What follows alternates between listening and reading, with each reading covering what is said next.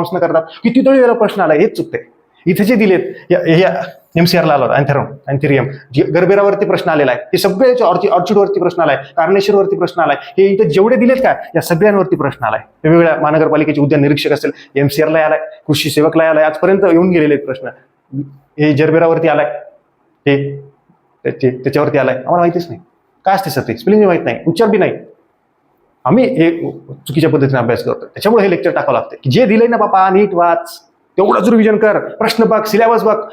काहीच नाही, सिलेबस बघायचं नाही, प्रश्नही बघायचे नाही. प्रश्न बघितले तर लगेच प्रश्न रिपीट होतात का? अरे रिपीट होण्यासाठी वाचायचेच नसतात बापा, ते समजून घेण्यासाठी असतात की रोज वरती आजपर्यंत नेमके कसे प्रश्न आले. मी तुम्हाला सांगितलं याच्यावरती प्रत्येकावरती प्रश्न आलाय, याची प्रोपोगेशन मेथड्स, याची बॉटनिकल नेम, फॅमिली, बाकीच्या इतर गोष्टी थोड्या थोड्या आपल्याला व्हरायट्या बघायच्या. आजपर्यंत आलेल्या व्हरायट्या घ्या, रोजचा एक कागद घ्या, थोडेसे 4 ओळी सोडा, त्याच्यात थोडेसे अजून 2-4 सोडा.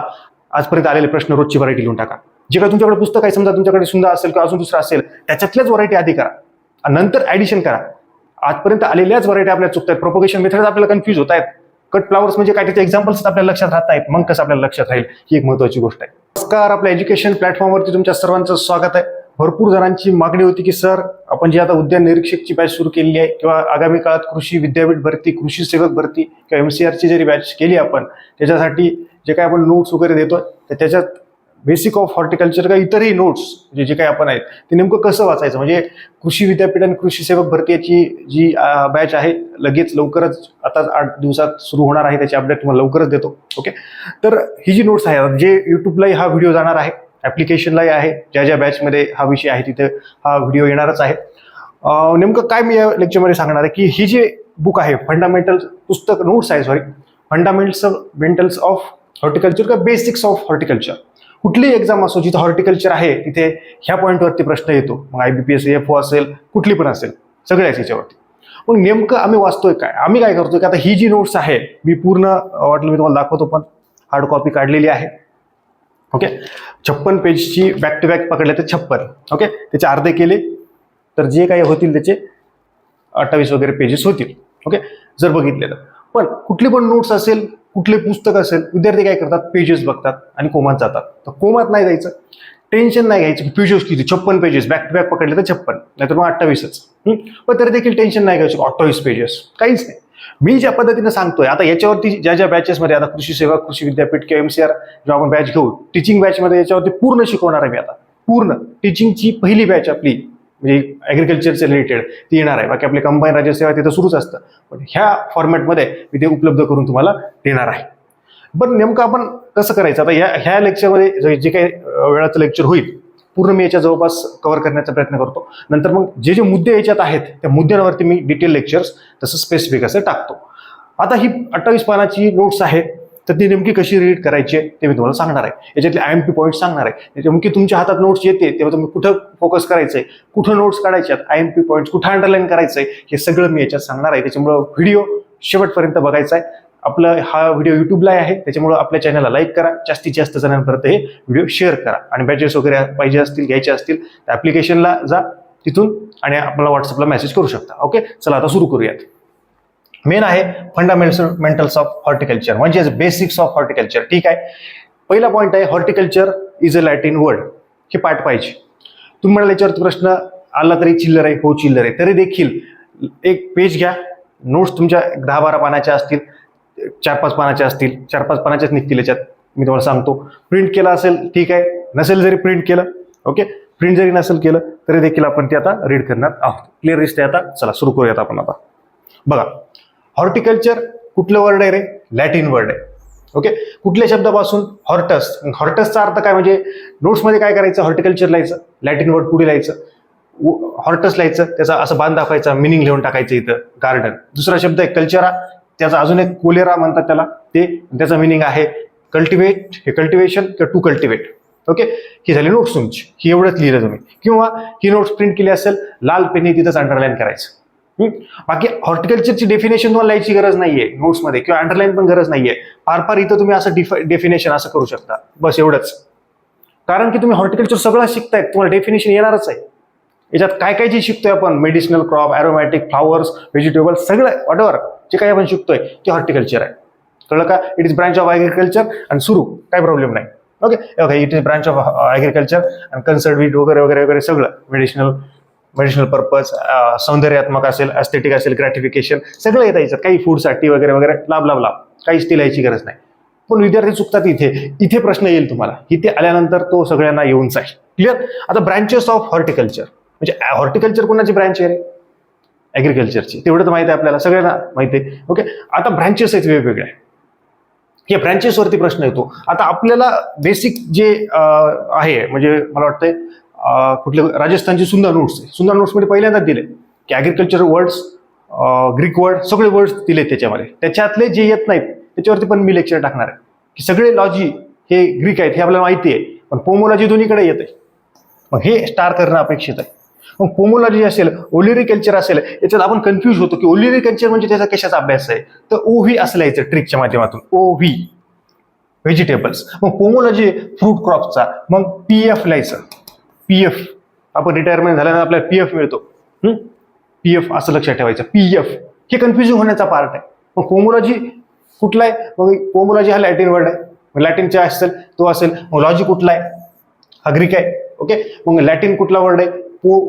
पोमम आहे. मग त्याचा अर्थ काय? फ्रूट आहे. हे लिहून घ्यायचं. हे आपल्याला मल्टिपल टाइम रिव्हिजन करायचं आहे. म्हणजे पोमोलॉजीमध्ये 2 वर्ड आहेत, लॅटिन आणि ग्रीक. मग लॅटिन कुठला आहे, ग्रीक कुठला आहे, कुठले शब्द त्याचा अर्थ काय त्या पद्धतीनं. पोमोलॉजी मध्ये कशाचा अभ्यास करतात? फ्रूट क्रॉप्सचा. ओके, हे दिलंय. अजून याच्यात दिलंय काय की India is a second largest producer of fruits after China. मग इथे लिहा चायना 1 नंबर, इंडिया 2 नंबर.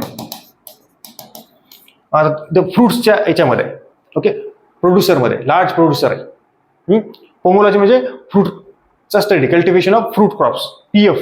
आणि OV व्हेजिटेबल्स इथं. मग बाकी आता फ्रुट्स कुठले कुठले आहेत नोट्स काढायची गरज आहे का? काहीच गरज नाही. माहिती आहे आपल्याला, आपण खातोय, सगळं बघतोय, वाचतोय, काही गरज नाही. मग इथं काही हे लिच्ची वगैरे काही एक्झाम्पल द्यायची गरज नाही. ओके, ही एक महत्वाची गोष्ट आहे. चल समजलं. मग आता ओलिरिकल्चरकडे येऊ. ओलिरिकल्चर आलं, कशाचं कल्टिव्हेशन आहे, स्टडी आहे व्हेजिटेबल्सचा. मग term olericulture originated from Latin word.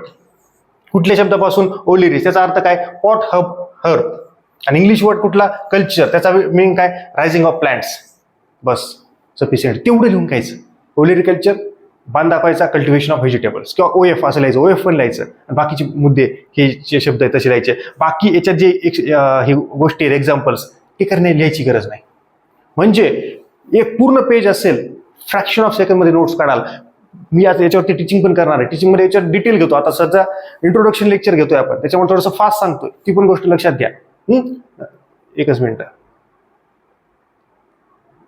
Okay चला, कळलं. बाकी आता हे बाकीचे एक्झाम अजून डिटेलमध्ये घ्यायचं आहे आपल्याला. सब ट्रॉपिकल असेल, एकदा क्लिअर दिसते का चेक करतो. ओके, एकदम क्लिअर दिसते, काही प्रॉब्लेम नाही. चला, बाकी सब ट्रॉपिकल पुढे येणार आहे. आपल्याला काय असतं की आपल्याला ट्रॉपिकल असेल, सब ट्रॉपिकल क्रॉप्स कुठले आहेत, फ्रूट क्रॉप कुठले आहेत, टेम्परेट कुठले आहेत, त्याचे एक्झाम्पल माहीत नसतात. त्याच्यात कुठले आहेत ते माहित नसते आणि आपण भरमसाठ नोट्स हे सगळं नुसती लेक्चर बघत राहतो. आपल्याला एक्झाम्पल्सच माहित नाही. टेम्परेट फ्रूट क्रॉप कुठले कुठले आहेत, पाठच नाहीयेत. ट्रॉपिकल कुठले आहेत, पाठच नाहीयेत. सब ट्रॉपिकल कुठले आहेत, पाठच नाही. ती कन्सेप्ट पण क्लिअर नाहीये आणि आपण बोलतोय की हे नाही ते नाही, मला येत नाही, हे या नोट्समध्ये काहीच नाही. तुला हे पाठ आहे का? नाही. तर माहित आहे का पोमोलॉजी आणि ओलिरिकल्चर तिथंच कन्फ्युज आहे. पोमोलॉजी म्हणजे व्हेजिटेबल्स म्हणाले, ते कल्टिव्हेशन उलट व्हायलंय सगळं. कुठले लॅटिन वर्ड आहेत, कुठलं काय माहितीच नाहीये. सगळं बेसिक आपलं क्लिअर नाहीये, त्याच्यामुळे सगळं घोळ व्हायलाय. आपल्याला बॉटनिकल नेम माहित नाहीत बऱ्याच जणांचे, काही काहीच्या फॅमिली पण माहित नाहीत. जे प्रश्न येऊन गेलेले आहेत आजपर्यंत आलेल्या व्हरायटीज आपल्याला पाठ नाहीत. आता आपण विद्यापीठाच्या 4 डायऱ्या गेलो, ही डायरी घे, ती डायरी घे, 4 विद्यापीठाच्या डायऱ्या घेतल्या, महिन्याला डायऱ्याच वाचतोय. प्रश्न बघितले नाही, प्रश्न एकदाच बघितले, थोडेफार वाचले, जाऊ दे, रिपीट होत नसतात. प्रश्न कुठे रिपीट होत असतात काय, काही सांगतात. प्रश्नावरून कळतं ना. आजपर्यंत रोजवरती कशा पद्धतीने प्रश्न आलेत हे जर तुम्ही बघितले, तुम्हाला रोजचं कळतं ना. रोज असेल किंवा अजून बाकीचे असतील. प्रोपोगेशन मेथड्सच आपल्याला पाठ नाही, त्याच्यावरती नेहमी प्रश्न आहेत, ते आपल्याला पाठ नाहीये. मग आपण काय अभ्यास करतोय? कुठेतरी डोळे उघडणारं पाहिजे. हे बोलणं कुठेतरी गरजेचं आहे की आपण जे करतोय ते प्रामाणिकपणे करणं गरजेचं आहे. त्याच्यामुळे मी हे पूर्ण वाचलंय, पूर्ण नोट्स वाचल्यात, अजूनही इतर स्टेट बोर्ड वाचलेत, NCERT असेल, CBSE असेल, ते देखील वाचले, प्रिंट केलंय. मी मागच्या वेळी मी दाखवलं होतं तुम्हाला, युट्यूबलाच आहे. ओके, ती एक महत्वाची गोष्ट आहे. त्याच्यानंतर फ्लोरिकल्चर असेल किंवा लँडस्केपिंग गार्डनिंग असेल, मग ह्याच्यात कशाचा अभ्यास केला जातो? कल्टिव्हेशन ऑफ फ्लावर्स, हे तर नावातच आहे, काही विषय नाही त्याच्यामध्ये. ओके, लँडस्केप गार्डनिंग असेल ते जर विचारलं तर त्याच्यामध्ये काय? It is art of beautifying piece of land. हे शब्द आपल्याला माहित नसतात, आपण त्याच्यावरती लक्ष देत नाहीत. पण शब्दाचा अर्थ आहे काय? Beautifying, it is art of beautifying the land using the garden designs. मग वेगवेगळ्या मेथड्स, वेगवेगळे प्लांट मटेरियल हे त्याच्यात यूज करतात. ही महत्वाचं आहे. त्याच्यानंतर जर बघितलं, India is non as growing traditional flowers वगैरे वगैरे, हे फ्लावर्सचे काही एक्झाम्पल्स आपल्याला करण्याची गरज नाही. फ्लोरिकल्चरमध्ये काय? Study of cultivation of flowers. Okay. आणि लँडस्केप गार्डनिंग म्हणजे काय? It is art of beautifying piece of land. एका जमिनीला, एका लँडला एक ब्युटिफाईंग करायचं आहे आपल्याला, एक कला आहे ती त्या पद्धतीची, त्याला लँडस्केपिंग गार्डनिंग असं म्हणतात. ओके. युझिंग द गार्डन डिझाईन्सचा किंवा वेगवेगळ्या मेथड्सचा किंवा प्लांट मटेरियलचा वापर करून हे करतात, म्हणजे गार्डन निर्माण करणं सगळ्यात सोप्यात. लँडस्केपिंग गार्डनिंग म्हणजे ते. मग पुढे आपल्याला डिटेल पद्धतीने शिकायचे लँडस्केप म्हणजे काय, लँडस्केपिंग गार्डनिंग म्हणजे काय, दोन्ही समजून घ्यायचं आहे. मग त्याच्यावरती जेव्हा प्रश्न येतो मग आपण निग्लेक्ट करतो, इट्स आर्ट ऑफ ब्युटिफाईंग, फक्त पाठ करतो. नाही, आर्ट म्हणजे काय? कला. ब्युटिफाईंग म्हणजे त्याला सौंदर्यात्मक करणं. आपण एखादं ब्युटी पार्लरमध्ये जातात, मुली असेल, मुलं पण जातात सलूनमध्ये, फिशर वगैरे जे काय करायचं करतात मस्त त्या पद्धतीनं. बदाम, आल्मंड ऑइल लावतात तोंडाला असेल, केसाला असेल. खायचं जे बदाम असतं ते आपण तोंडाला लावतो. कशी बुद्धी वाढेल आपली, त्या पद्धतीने झालंय. मग ह्या पद्धतीने आपल्याला जायचंय की हे आपल्याला समजून घ्यायचंय. आता जर बघितलं commercial cultivation of cut flowers, आता जी उद्यान निरीक्षकशी असेल किंवा वेगवेगळ्या हॉर्टिकल्चरच्या याच्यात त्याच्यात कट फ्लावर्स विचारलेत. कट फ्लावर्सची डेफिनेशन आणि कुठले कुठले कट फ्लावर्स आहे फक्त एक्झाम्पल विचारलेत. आम्ही म्हणतात ह्या नोट्समध्ये इतकुसच आहे, ते सुंदर नोट्स नाही, मग हे वाचू का, व्हॉल्यूम वाचू का, मग टॉपर्स वाचू का, मग अजून 2-4 पुस्तकं आणू का, इन्स्टंट वाचू का, इन्स्टंटमध्ये कमीच आहे सर, इतकुसच आहे, ग्लॉस्टर वाचू का. अरे इथं जे दिलंय ज्या नोट्समध्ये जे कट फ्लावर्स आहेत इथं ते येत नाहीत आपल्याला. हे इथे कट फ्लावर्स आहेत, रोज असेल, ऑर्चिड्स असेल, ग्लॅडिओलस कशानं प्रोपोगेशन करतात रे? कॉम्सनं करतात. कितीतरी वेळा प्रश्न आलाय, हेच चुकते.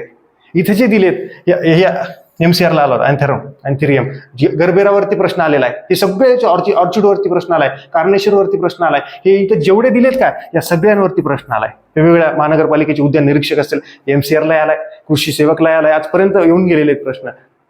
हे जरबेरावरती आलाय, हे त्याच्यावरती आलाय. आम्हाला माहितीच नाही काय असते सर, ते स्पेलिंग माहित नाही, उच्चार बी नाही. आम्ही हे चुकीच्या पद्धतीने अभ्यास करतो. त्याच्यामुळे हे लेक्चर टाकावं लागते की जे दिलंय ना बापा नीट वाच, तेवढंच रिव्हिजन कर. प्रश्न बघ, सिलेबस बघ, काहीच नाही. सिलेबस बघायचं नाही, प्रश्नही बघायचे नाही. प्रश्न बघितले तर लगेच प्रश्न रिपीट होतात का? अरे रिपीट होण्यासाठी वाचायचेच नसतात बापा, ते समजून घेण्यासाठी असतात की रोज वरती आजपर्यंत नेमके कसे प्रश्न आले. मी तुम्हाला सांगितलं याच्यावरती प्रत्येकावरती प्रश्न आलाय. याचे प्रोपोगेशन मेथड्स, याचे बॉटनिकल नेम, फॅमिली, बाकीच्या इतर गोष्टी थोड्या थोड्या आपल्याला व्हरायट्या बघायच्यात. आजपर्यंत आलेल्या व्हरायट्या घ्या, रोजचा एक कागद घ्या, थोडेसे 4 ओळी सोडा, त्याच्यात थोडेसे अजून 2-4 सोडा. आजपर्यंत आलेले प्रश्न रोजची व्हरायटी लिहून टाका. जे काही तुमच्याकडे पुस्तक आहे, समजा तुमच्याकडे सुंदर असेल किंवा अजून दुसरं असेल, त्याच्यातल्याच व्हरायटी आधी करा आणि नंतर ऍडिशन करा. आजपर्यंत आलेल्याच व्हरायटी आपल्याला चुकत आहेत. प्रोपोगेशन मेथड आपल्याला कन्फ्युज होत आहेत. कट फ्लावर्स म्हणजे काय, त्याचे एक्झाम्पल्स आपल्याला लक्षात राहत नाहीत. मग कसं आपल्याला लक्षात राहील, ही एक महत्वाची गोष्ट आहे. आता प्लांटेशन क्रॉप आपल्याला माहित आहे का की प्लांटेशन क्रॉप कुठले सगळ्यांना माहिती आहे. मग इथं वेळ वाया घालायचा का आपल्याला? नाही. प्लांटेशन क्रॉप माहिती आहे, मोठे मोठे झाडं असतात आपल्याला, संपला विषय. It is cultivation of crop, like कुठले हे कोकोनट वगैरे, हे लगेच इमेजिन करायचं कुठले झाडं असतात, बघितलं त्या पद्धतीनं. ओके. त्याच्यानंतर याच्यात काय काय येतं, हे अरॅक्नाइड वगैरे जे माहित नाहीत आपल्याला, की बाबा मला रवलचं झाडच माहित नाही, कोकोचं झाडच मी बघितलं नाही, बीटल वाईनचं झाडच बघितलं नाही, व्हॅनिला मी बघितलंच नाही, मला व्हॅनिला आईस्क्रीम आवडते. मग ते त्याला अंडरलाईन करून घ्या. जे तुम्हाला माहिती नाही ना, बास दॅट्स इट, त्यालाच अंडरलाईन करून घ्या. बाकी नका भानगडीत पडू, वेळ नाही आपल्याकडे. आपल्याला एक्झाम ओरिएंटेड अभ्यास करायचा आहे, त्या पद्धतीने आपल्याला जायचं आहे. हे इतक्या डिटेल पद्धतीने मी सांगतोय, हे शिकवत असताना अजून डिटेल पद्धतीने मी घेणार आहे. ओके. ती एक महत्वाची गोष्ट आहे. मग स्पायसेस कुठले आहेत, कल्टिवेशन ऑफ क्रॉप लाईस कुठले आहेत, मग आपल्याला स्पायसेस म्हटलं तर कळलं पाहिजे. ओके. कार्डेमम असेल, पिपर असेल, नटमग असेल, हे एक्झाम्पल्स वरती प्रश्न येतात. सोपे प्रश्न आहेत, तुम्हाला काय नाही, चिल्लर आहे. पण आपण खूप विषय करतो वेगवेगळ्या एक्झामला, तेव्हा आपल्याला ते लक्षात राहत नाही. हे मग तुम्हाला इथं मराठीत नाव माहित नसेल, हे लिहा. तुम्हाला हे बघितलं नसेल तर मी कार्डेमम बघितलंच नाही, मग बघ कसं असतंय ते. ओके. त्या पद्धतीने बघायचं आहे. मग हे कशासाठी यूज करतात, स्पायसेसचा उपयोग काय? ठीक आहे, मला एक्झाम्पल्स माहित झाले, आय नो इट, पण त्याचा यूज काय? यूजवरती एखाद्या प्रश्न येतो, मग यूज काय? आणि तिथे विद्यार्थ्याला कसं मराठीत माहित असते, पण जड शब्द जर टाकले तर मग गोंधळ होऊन जातो. मग आपण म्हणतो पेपर अवघड होता. पेपर अवघड नव्हता, लँग्वेज अवघड होती, शब्द रचना अवघड होती. ती समजून घेण्यासाठी, त्याच्यात आपल्याला जर परफेक्ट व्हायचं असेल तर फ्लेवरिंग करण्यासाठी, सिझनिंग असेल किंवा ॲरोमा इन फूड्स, त्याच्यात हे उपयोगी येतं. त्याच्यानंतर होम स्पायसेस ऑफ इंडिया, म्हणजे भारताला मसाल्याचे पदार्थ. आता इतिहासात हे बघितलं असेल, तुम्ही वाचलं असेल इंग्रजांच्या काळात वगैरे, की आपल्या इकडून मसाल्याचे पदार्थ तिकडे एक्सपोर्ट व्हायचे, निर्यात व्हायचे. ओके. जी नाही आपल्याकडे ती आयात व्हायचं, मग त्याला काय म्हणतात, लँड ऑफ स्पायसेस. ओके, मसाल्याचे हे वाईड व्हरायटी वेगवेगळ्या आहेत, ब्लॅक पेपर वगैरे वगैरे जे आहेत. एक्झाम्पल्स काही लक्षात ठेवायची गरज नाही, ते तुमचं काम आहे. जर येत नसतील तर ते नेटवरती टाकून बघणं त्याचं एक काम गरजेचं आहे. त्याला मराठीत काय म्हणतात, काही प्रमाणात तुम्हाला माहिती पाहिजे म्हणजे लवकर लक्षात राहत आहे. ही मेहनत घ्यायची असते. ही जो मेहनत घेतो तो जिंकला. मी तो तुम्हाला सांगितलं आता IMP पॉईंट्स. आता याच्यापेक्षा टीचिंगमध्ये पण हे जेवढं सांगितलं याच्यापेक्षा 4 गोळी अजून सांगता येतील ह्या पॉईंटला. बाकी अजून तर डिटेल घेताच येईल, काही विषय नाहीये. ह्या पद्धतीने जर गेलं तरच होईल. मेडिसिनल क्रॉप्स आणि ॲरोमॅटिक क्रॉप्स. ओके, हे कुठले कुठले आहेत, त्याचा उपयोग काय, त्याचे एक्झाम्पल्स विचारले जातात. एखाद्या वेळेस हुकून चुकून त्याचं काय विचारलं जातं, बॉटनिकल नेम एखाद्याचं विचारलं जातं. ओके, हे इसेबोगल असेल, याच्यात मला वाटतं ॲग्री वेन्सला प्रश्न आला होता, याचं बॉटनिकल नेम, त्याचा यूज विचारला होता. तितके डीपमध्ये आपण आता जेव्हा आपण क्रॉप्स बघू त्यावेळी आपण ते बघू ना. म्हणजे प्रिव्हियस इयरचे जरी प्रश्न केले तरी आपल्याला कळून जातं की कुठले कुठले वाचायचे, काय वाचायचे, काय नाही. हे या पद्धतीने गरजेचं आहे. मेडिसिनल किंवा ॲरोमॅटिक क्रॉप्स काय, कल्टिव्हेशन ऑफ मेडिसिनल आणि ॲरोमॅटिक क्रॉप्स त्याच्यात होतं. मग काय गरजेचं आहे, हे डोमेस्टिक पर्पजसाठी एक्सपोर्ट करण्यासाठी. म्हणजे डोमेस्टिक म्हणजे काय, प्रादेशिक आपल्या जवळपास देशातच प्रादेशामध्ये वापर करतो किंवा आपण त्याचा निर्यात पण करतो. ओके, बाकी मग त्याचे एक्झाम्पल्स वगैरे माहितच आहेत आपल्याला, काही विषय नाही त्याच्याकडे. काय त्याच्यात आपण जास्त काय अंडरलाईन करायची गरज नाही, काही नाही. पण थोडीशी आता याच्यात काही माहित नाहीत आपल्याला, मेडिसिनल असेल किंवा ॲरोमॅटिक मध्ये आपल्याला माहित नाही. मग इसेबोगल असेल, हे असेल, हे फक्त बघा, हे विचारलं जातं. 4 एक्झाम्पल देतात.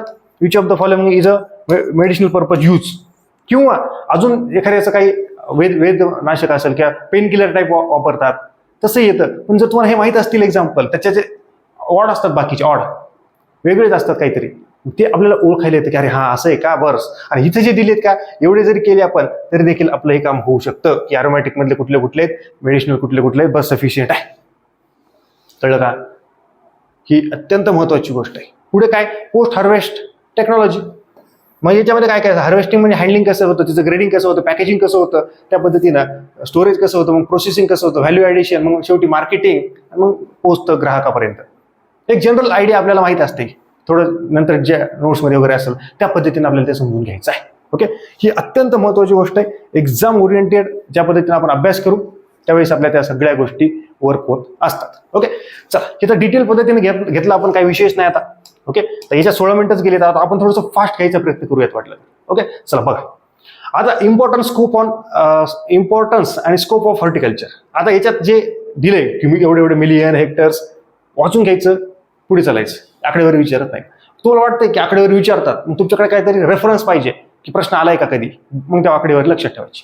विदाऊट रेफरन्स लक्षात ठेवायची नाही. त्याच्यामुळे मॅक्झिमम कुठल्याही परीक्षेची तयारी करू हॉर्टिकल्चरचे प्रिव्हियस इयरचे प्रश्न बघणं अपेक्षित असतं.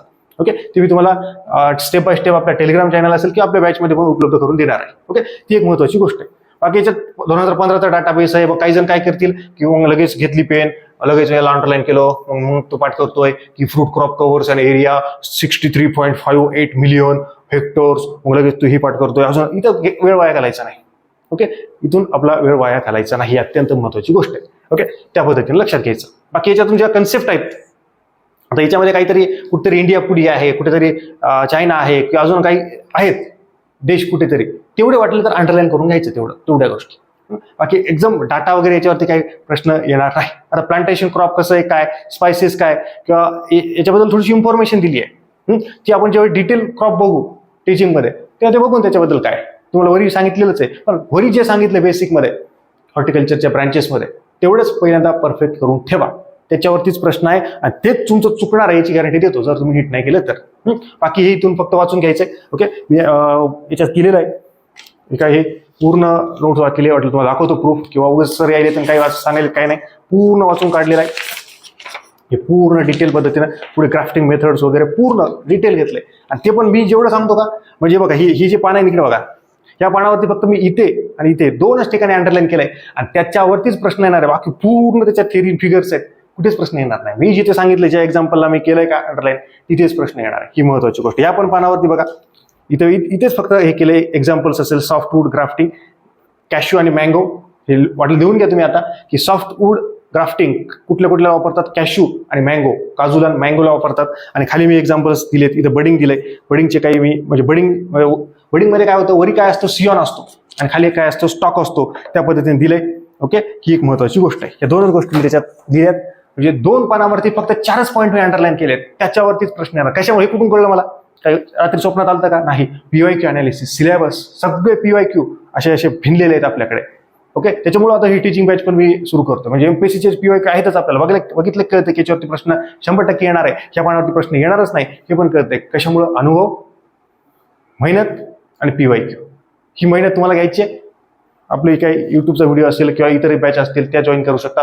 PYQ बघावे लागतील तुम्हाला, की रोज वाचायचं, रोजवरती PYQ बघायचं. अप्रोच समजला, संपला विषय. तेच. आणि बाकी आता टीचिंग तर करणारच आहे, डिटेल पद्धतीने घेणार. ही पूर्ण नोट्स डिटेल पद्धतीने घेणार. काय 10-20 लेक्चर लागतील ते लागतील, काय विषय नाही. डिटेल पद्धतीने सब ट्रॉपिकल, ट्रॉपिकल, अजून पुढे क्राफ्टिंग, कटिंग, फडिंग, सगळं डिटेल पद्धत, प्रोपगेशन मेथड्स वेगवेगळ्या. चला पुढे जाऊयात आपण आता. पुढे काय? पुढे आहे classification of horticulture crops. Okay, आता बॉटनिकल क्लासिफिकेशन याच्यात दिलंय. तर हे प्लांट बॉटनीला असतं, हे कंबाईनला वगैरे इकडं. हे आपल्याला इथं काही एवढं काही महत्वाचं नाही, फक्त बघून घ्यायचं. ओके, त्या पद्धतीने. बाकी पुढे जाऊ आता आपण. बघा, क्लासिफिकेशन ऑफ फ्रुट्स. आता थोडंसं फास्ट घेतो कारण की आपण IMP पॉईंट सांगतोय, म्हणजे एक ओव्हर डिटेल पद्धतीने घेतले तुम्हाला मी आता. ओके, तर आता थोडंसं फास्ट मध्ये जातो, म्हणजे कुठं कुठं वाचायचं, कुठं काय करायचं त्या पद्धतीने मी तुम्हाला सांगतो. बाकी डिटेल पद्धतीने एक एक लेक्चर आपण टाकूयात. क्लिअर? चला आता इकडे बघा, क्लासिफिकेशन ऑफ फ्रुट्स. आता हा फॅक्च्युअल डाटा आहे, आपल्याला वाचायचं कसं कळत नाही. हर्बेशियस, बनाना असेल, पायनॅपल असेल, प्रश्न घ्या लक्षात. सॉफ्ट स्टेम असतं त्याचं, हार्ड स्टेम नसतं, हे आम्हाला माहितीच नाही. हर्बेशियस. श्रब माहित नाहीत आम्हाला. श्रबेशियस, करोंदाचं झाड बघितलं का? नाही बघितलं. बघा तुम्ही कसं असतं त्याच्यावर. हर्बेशियस. फाल्सा असेल, पोमोग्रॅनेटचं झाड बघितलं का? आम्हाला ते कळत नाही. वूड असेल, हार्ड वूड असतं. बँगो झाड मोठं असतं, बोरा झाड पण उंच असतं. सपोटा बघा उंच असतो, जांबा झाड बघा मोठं असतं. ऍपलचं झाड बघितलं नाही, नेटवरती टाकून बघून घ्या. मग हे जे एक्झाम्पल्स आहेत की हर्बेशियस फ्रूट क्रॉप्स, एक्झाम्पल्स 4 दिले, आम्ही कन्फ्युज, आम्हाला माहितीच नाही. मग आता हे डिटेल पद्धतीने जेव्हा मी शिकेल तेव्हा हर्बेशियस मध्ये सॉफ्ट स्टेम असतं, सॉफ्ट स्टेम, सॉफ्ट वूड पण म्हणता येईल आपल्याला कदाचित. ओके, हार्ड वूड नसतं. अजून 2-4 शब्द असतात त्याच्यात, ते आम्हाला माहित नाहीत. म्हणजे मी सांगतोय तुम्हाला कळलं, पण जे शब्द असतात जडजड ते एखाद्या वेळेस परीक्षेत येतात, काही प्रश्नाला येतात. मग विद्यार्थी काय म्हणतात, सगळं सोपं होतं रे पण लँग्वेज अवघड आहे रे. IBPSC आपल्याला कसं म्हणतात, सगळं सोपं असतं रे पण त्यांची भाषा जरा जड आहे. आपण त्याची तयारीच करत नाही ना. आपल्याला सोपं पाहिजे का? समजलंच पाहिजे सोपं, आधी समजून घ्यायचंय, नंतर ती भाषेची विशेष तयारी करायची आपल्याला. ती काय कुठं पुस्तकात भेटत नाही. ती काय अशी पुस्तकातून उचललं की रेफरन्स बुकमधून त्याने भाषा आणली, ते तयार केली जाते. त्या पुस्तकाचा रेफरन्स एखाद्या कुठल्याही घेतला जातो, त्याच्यातून ती भाषा तयार केली जाते. एखाद्या शब्दाचा फक्त अर्थ माहित पाहिजे, उत्तर येऊन जातं. तसंच मी तुम्हाला इथे सांगतोय. इथं हार्डवूड आहे, इथं उडी प्लांटमध्ये सॉफ्ट वूड नाहीये, हे आपल्याला माहित पाहिजे. एक्झाम्पल्स आपल्याला पाठ नसतात, इथे आपलं सगळं घोडा अडलेलं असतंय. हे कशाच्या बेसवरती सांगितले? हर्बेशियस असेल, श्रबेशियस असेल, उडी असेल. नेचर ऑफ ग्रोथ म्हणजे कसं वाढायलंय ते, फडफड फडफड फड असं वाकडं तिकडं वाढायलंय का, कशा पद्धतीने वाढायलंय, त्या पद्धतीने ते महत्वाचं आहे. कसं वाढायलंय याच्यानुसार हे आनंद होऊन काहीतरी वाचायचं आपल्याला, की मला आज कुछ तुफानी शिकते हे काय, की classification of fruit crops based on nature of growth. त्याची वाढ कशी व्हायली त्याच्यानुसार हर्बेशियस, श्रबेशियस, उडी याचे एक्झाम्पल्स. आणि त्याचं नंतर मग डिटेलमध्ये आपण त्याचे श्रबेशियस म्हणजे काय, हर्बेशियस म्हणजे काय, कशा पद्धतीने 2-2 ओळीच, फक्त 2-2 नाही 4-4 शब्दच फक्त, त्या शब्दावरून तुम्हाला कळून जाईल. जसं मी तुम्हाला एक्झाम्पल दिले, अजून डिटेल पद्धतीने बस संपला विषय. एक्झाम्पलवरती प्रश्न येतील. इथे जे एक्झाम्पल नसतील, तुम्ही जागा मोकळीच, इथं काय गोट्या खेळायच्या नाहीत आपल्याला. जागा दिली लिहून टाका. तुम्हाला जर पुस्तकातून तुम्ही वाचण्यात सापडल्या तर, असं काय ना गेला इंटरनेटला शोधू नको, काही गरज नाही. इथे जेवढे आहेत ना सफिशियंट आहेत, तेवढेच करायचे आहेत आपल्याला, बस झाले. चलो, बाकी मग तुम्हाला सगळं वाचून झालं तुमचा हा विषय, बाकीचे विषय, नंतर तुम्ही ऍडिशन करू शकता. ऍडिशनच्या भानगडीत लागायचंच नाही, जेवढं आहे तेवढंच खूप असतंय. ऍडिशन आजपर्यंत भरपूर विद्यार्थी असे आहेत, अगदी 5% विद्यार्थी असतील ज्यांनी सर्च केले, तिथून काहीतरी प्रश्न आलेत, कुठे पण MPSC असेल किंवा इतर. आता सर्च केलेल्या भागातून प्रश्नच येत नाही. तुम्हाला खोटं वाटतं तर बघा, तुम्ही नोट्स काढा वाटलं तर सर्च करून इंटरनेटवरून, याच्यात ऍडिशन करा, बघा त्याच्यावरती प्रश्न येईल का. काही अपवादात्मक परिस्थितीत प्रश्न येईल एखाद्या सोप्या पार्टवरती, सहसा येतच नाही. आपला वेळ किती जाईल पुन्हा ते पण बघून घ्या. Classification of fruit crops, climatic requirement. मग ही मी सांगितलं होतं बघा, टेम्परेट क्रॉप जिथं थंड असतंय. आंबे नाही, आपले ऍपल कुठून येतात रे? Apple, pear, peach, plum, almond, walnut, apricot, pecan, hazelnut, cherry, सगळं थंड आहे, महाग आहे, फुकट नाही. ऍपल बघितलं 100 असते, कमी होतच नाही. कधी ऐकलं की तुम्ही 10 रुपये किलो शेप होती? नाहीच, स्वस्त भेटतच नाही. सगळे भारी आहेत. आपण जे कमी खाल्ले असतील किंवा खाल्ले नसतील, एखाद 2 खाल्ले असतील, ते सगळं थंड वातावरणात येतात, गार सगळं गार एकदम. मग ते किती टेम्परेचरला असतंय ते मग आपण डिटेल लेक्चर्स मध्ये नंतर घेणार आहोत. टेम्परेचर, त्याची डेफिनेशन, ते कुठल्या टेम्परेचर असतंय. आता सध्या कन्सेप्ट समजून घेतली व टेम्परेट फ्रुट्स आणि एक्झाम्पल्स, बस ही पाठ पाहिजे. ट्रॉपिकलमध्ये थोडं गरम, आपल्या इकडे मँगो ते बनव, साऊथच्या इकडे असेल, नॉर्थच्या इकडे असेल, आपल्या इकडे काही प्रमाणात नॉर्थ मीडियम मधला भाग असेल, ओके, साऊथ भाग असेल, हे पायनॅपल असेल, सपोटा असेल, जॅक फ्रूट असेल ते, ओके, त्या पद्धतीने असेल. आणि सब ट्रॉपिकल म्हणजे मिडियम वातावरण, ते म्हणजे डिटेल पद्धतीने त्याचं टेम्परेचर काय फिक्स पद्धतीने आपण बघणार की एवढं टेम्परेचर पाहिजे, मग ते टेम्परेचर पण विचारतात. पण सध्याच्या परिस्थितीमध्ये आपल्याला काय करायचंय, याचे एक्झाम्पल्स लक्षात घ्यायचे, त्या पद्धतीने घ्यायचे. एक्झाम्पल्स आपल्याला पाठ होतच नाही, पण टेम्परेचर विसरायचे का नाही, पहिले टेम्परेचर करायचे आणि आपल्या बाजूला ट्रॉपिकल आहे पहिले तेवढं घ्यायचं. हे दोनच करायचे पहिल्यांदा, नंतर मग 15-20 दिवस लागू दे, काय होत नाही, नंतर तुला सब ट्रॉपिकल लक्षात राहील. हे ज्याला कळलं का तो जिंकला. नाही तर इथंच अडकली गाडी, इथपर्यंत आलाय, हे तर पुढे जाईना झालाय, नाही मला पाठच करायचे, हे होईना झालेत, आठवणं झालेत, मला भीती वाटायली, टेन्शनच नाही घ्यायचं. तुला पाठ कुठले 100% पाहिजे, टेम्परेचरचे पाहिजे म्हणजे पाहिजे, विषयच नाही, याच्यात काहीच नाही. इथे 100% पाठ पाहिजे. हे तुला सहज येतील जर कॉमन सेन्स न वापरलं तर, आपल्याच आजूबाजूला आहे. हे तुला नंतर होतील, तुला आठवतील, नंतर 100% आठवतील, विषय नाही. क्लिअर. चला आता पुढे जाऊयात. पुढे काय, based on continuation of growth, evergreen, okay, आणि डिसेडियस, जे सदैव हिरवे असतात ते आणि पानझडे, त्या पद्धतीनं ते पण विचारतात. आता आपल्या भागात असतात ते आणि थंड भागात असतात ते, बघायचं कम्पॅरिझन करून, संपला कार्यक्रम, काहीच नाही त्याच्यामध्ये. त्या पद्धतीने आपल्याला लक्षात घ्यायचं. बाकी एव्हरग्रीन कशी आहे त्याची डेफिनेशन ते आपण डिटेल पद्धतीने नंतर बघू. एक एक कन्सेप्ट की एव्हरग्रीन मध्ये कसं असतं, एव्हरग्रीन म्हणजे काय, त्याचा मराठीत अर्थ काय, सगळं बघू आपण, काही विषय नाही त्याच्यामध्ये. ओके.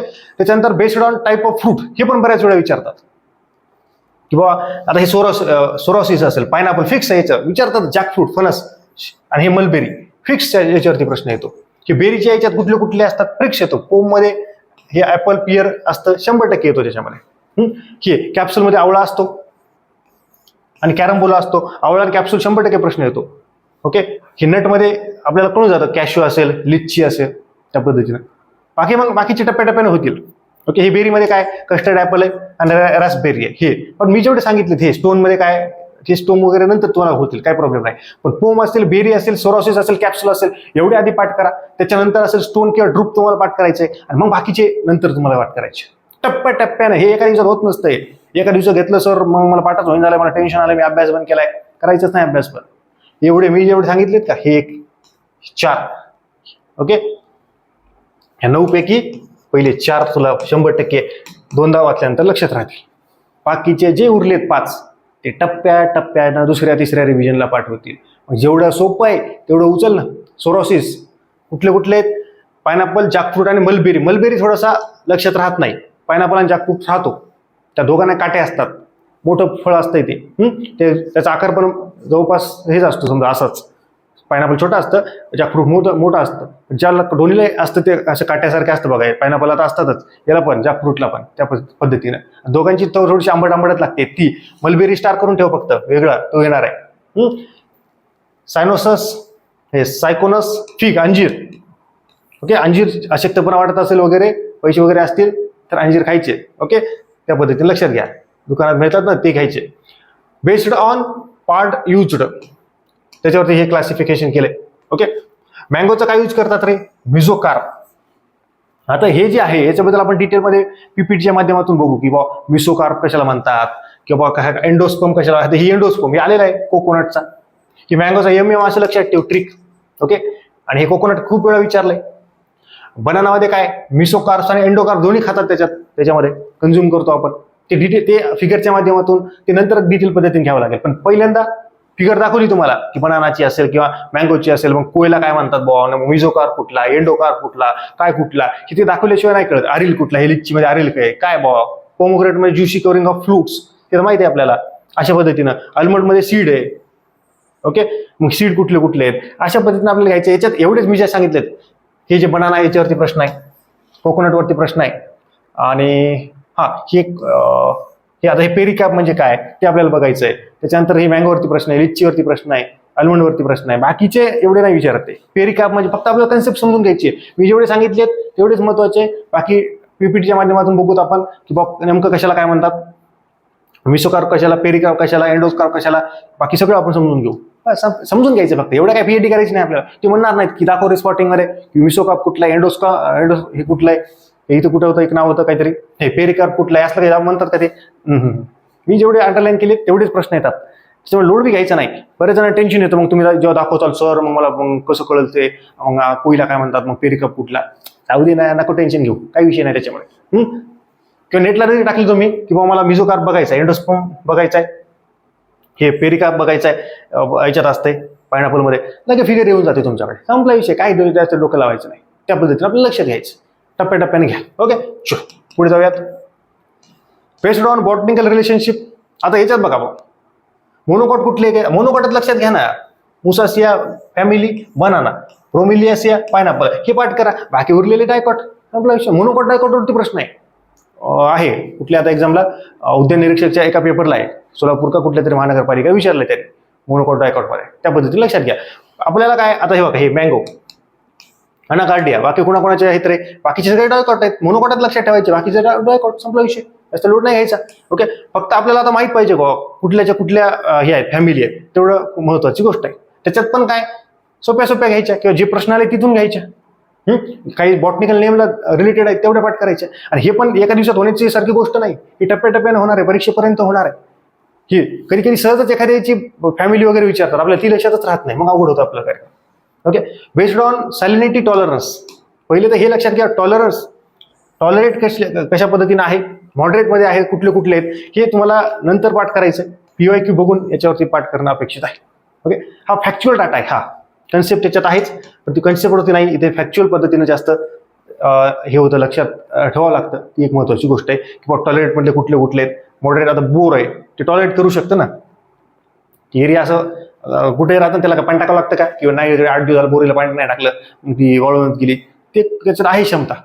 ओके, कोरडवाऊच्या टाईपमध्ये पण आहे, त्या पद्धतीने आपल्याला लक्ष द्यायचं. सेन्सिटिव्ह कुठले आहेत, की टेम्परेटवाले आहेत सगळे, महागवाले, ते सेन्सिटिव्ह आहेत, चालायला त्याचे जपावं लागते त्याला, अशा पद्धतीनं आहे ते. हे डिटेलमध्ये आपलं म्हणजे असे लॉजिक बेस बघितली तर बघा सगळं थंड आहे. Apple, pear, peach, plum, almond सगळं भारीच आहे एकदम. असं आणायचं 1-1 किलो म्हणलं तर काही नाही, मग 1 किडनी विकावं लागेल, अर्धी तरी विकावं लागेल, एक नाही विकली तरी, त्या पद्धतीनं. बाकी हे मॉडरेट मधले हेच आहे, मॉडरेट मँगो कभी जमतंय त्याला, त्या पद्धतीने आपल्याला लक्षात घ्यायचंय. ओके, लेमन असेल, काही दिवस नसलं पाणी तरी जमतंय. ओके, त्या पद्धतीनं. आणि हे सगळे मग गावा वगैरे, हे नसलं तरी आवळा वगैरे आहे, आवळे झाड आहेत आपल्या शेतानं, चाललंय. इकडे बोरीचे झाड आहेत, काही प्रॉब्लेम नाही एवढं. पोमग्रेनेटचे आहे, कभी गम जमतंय.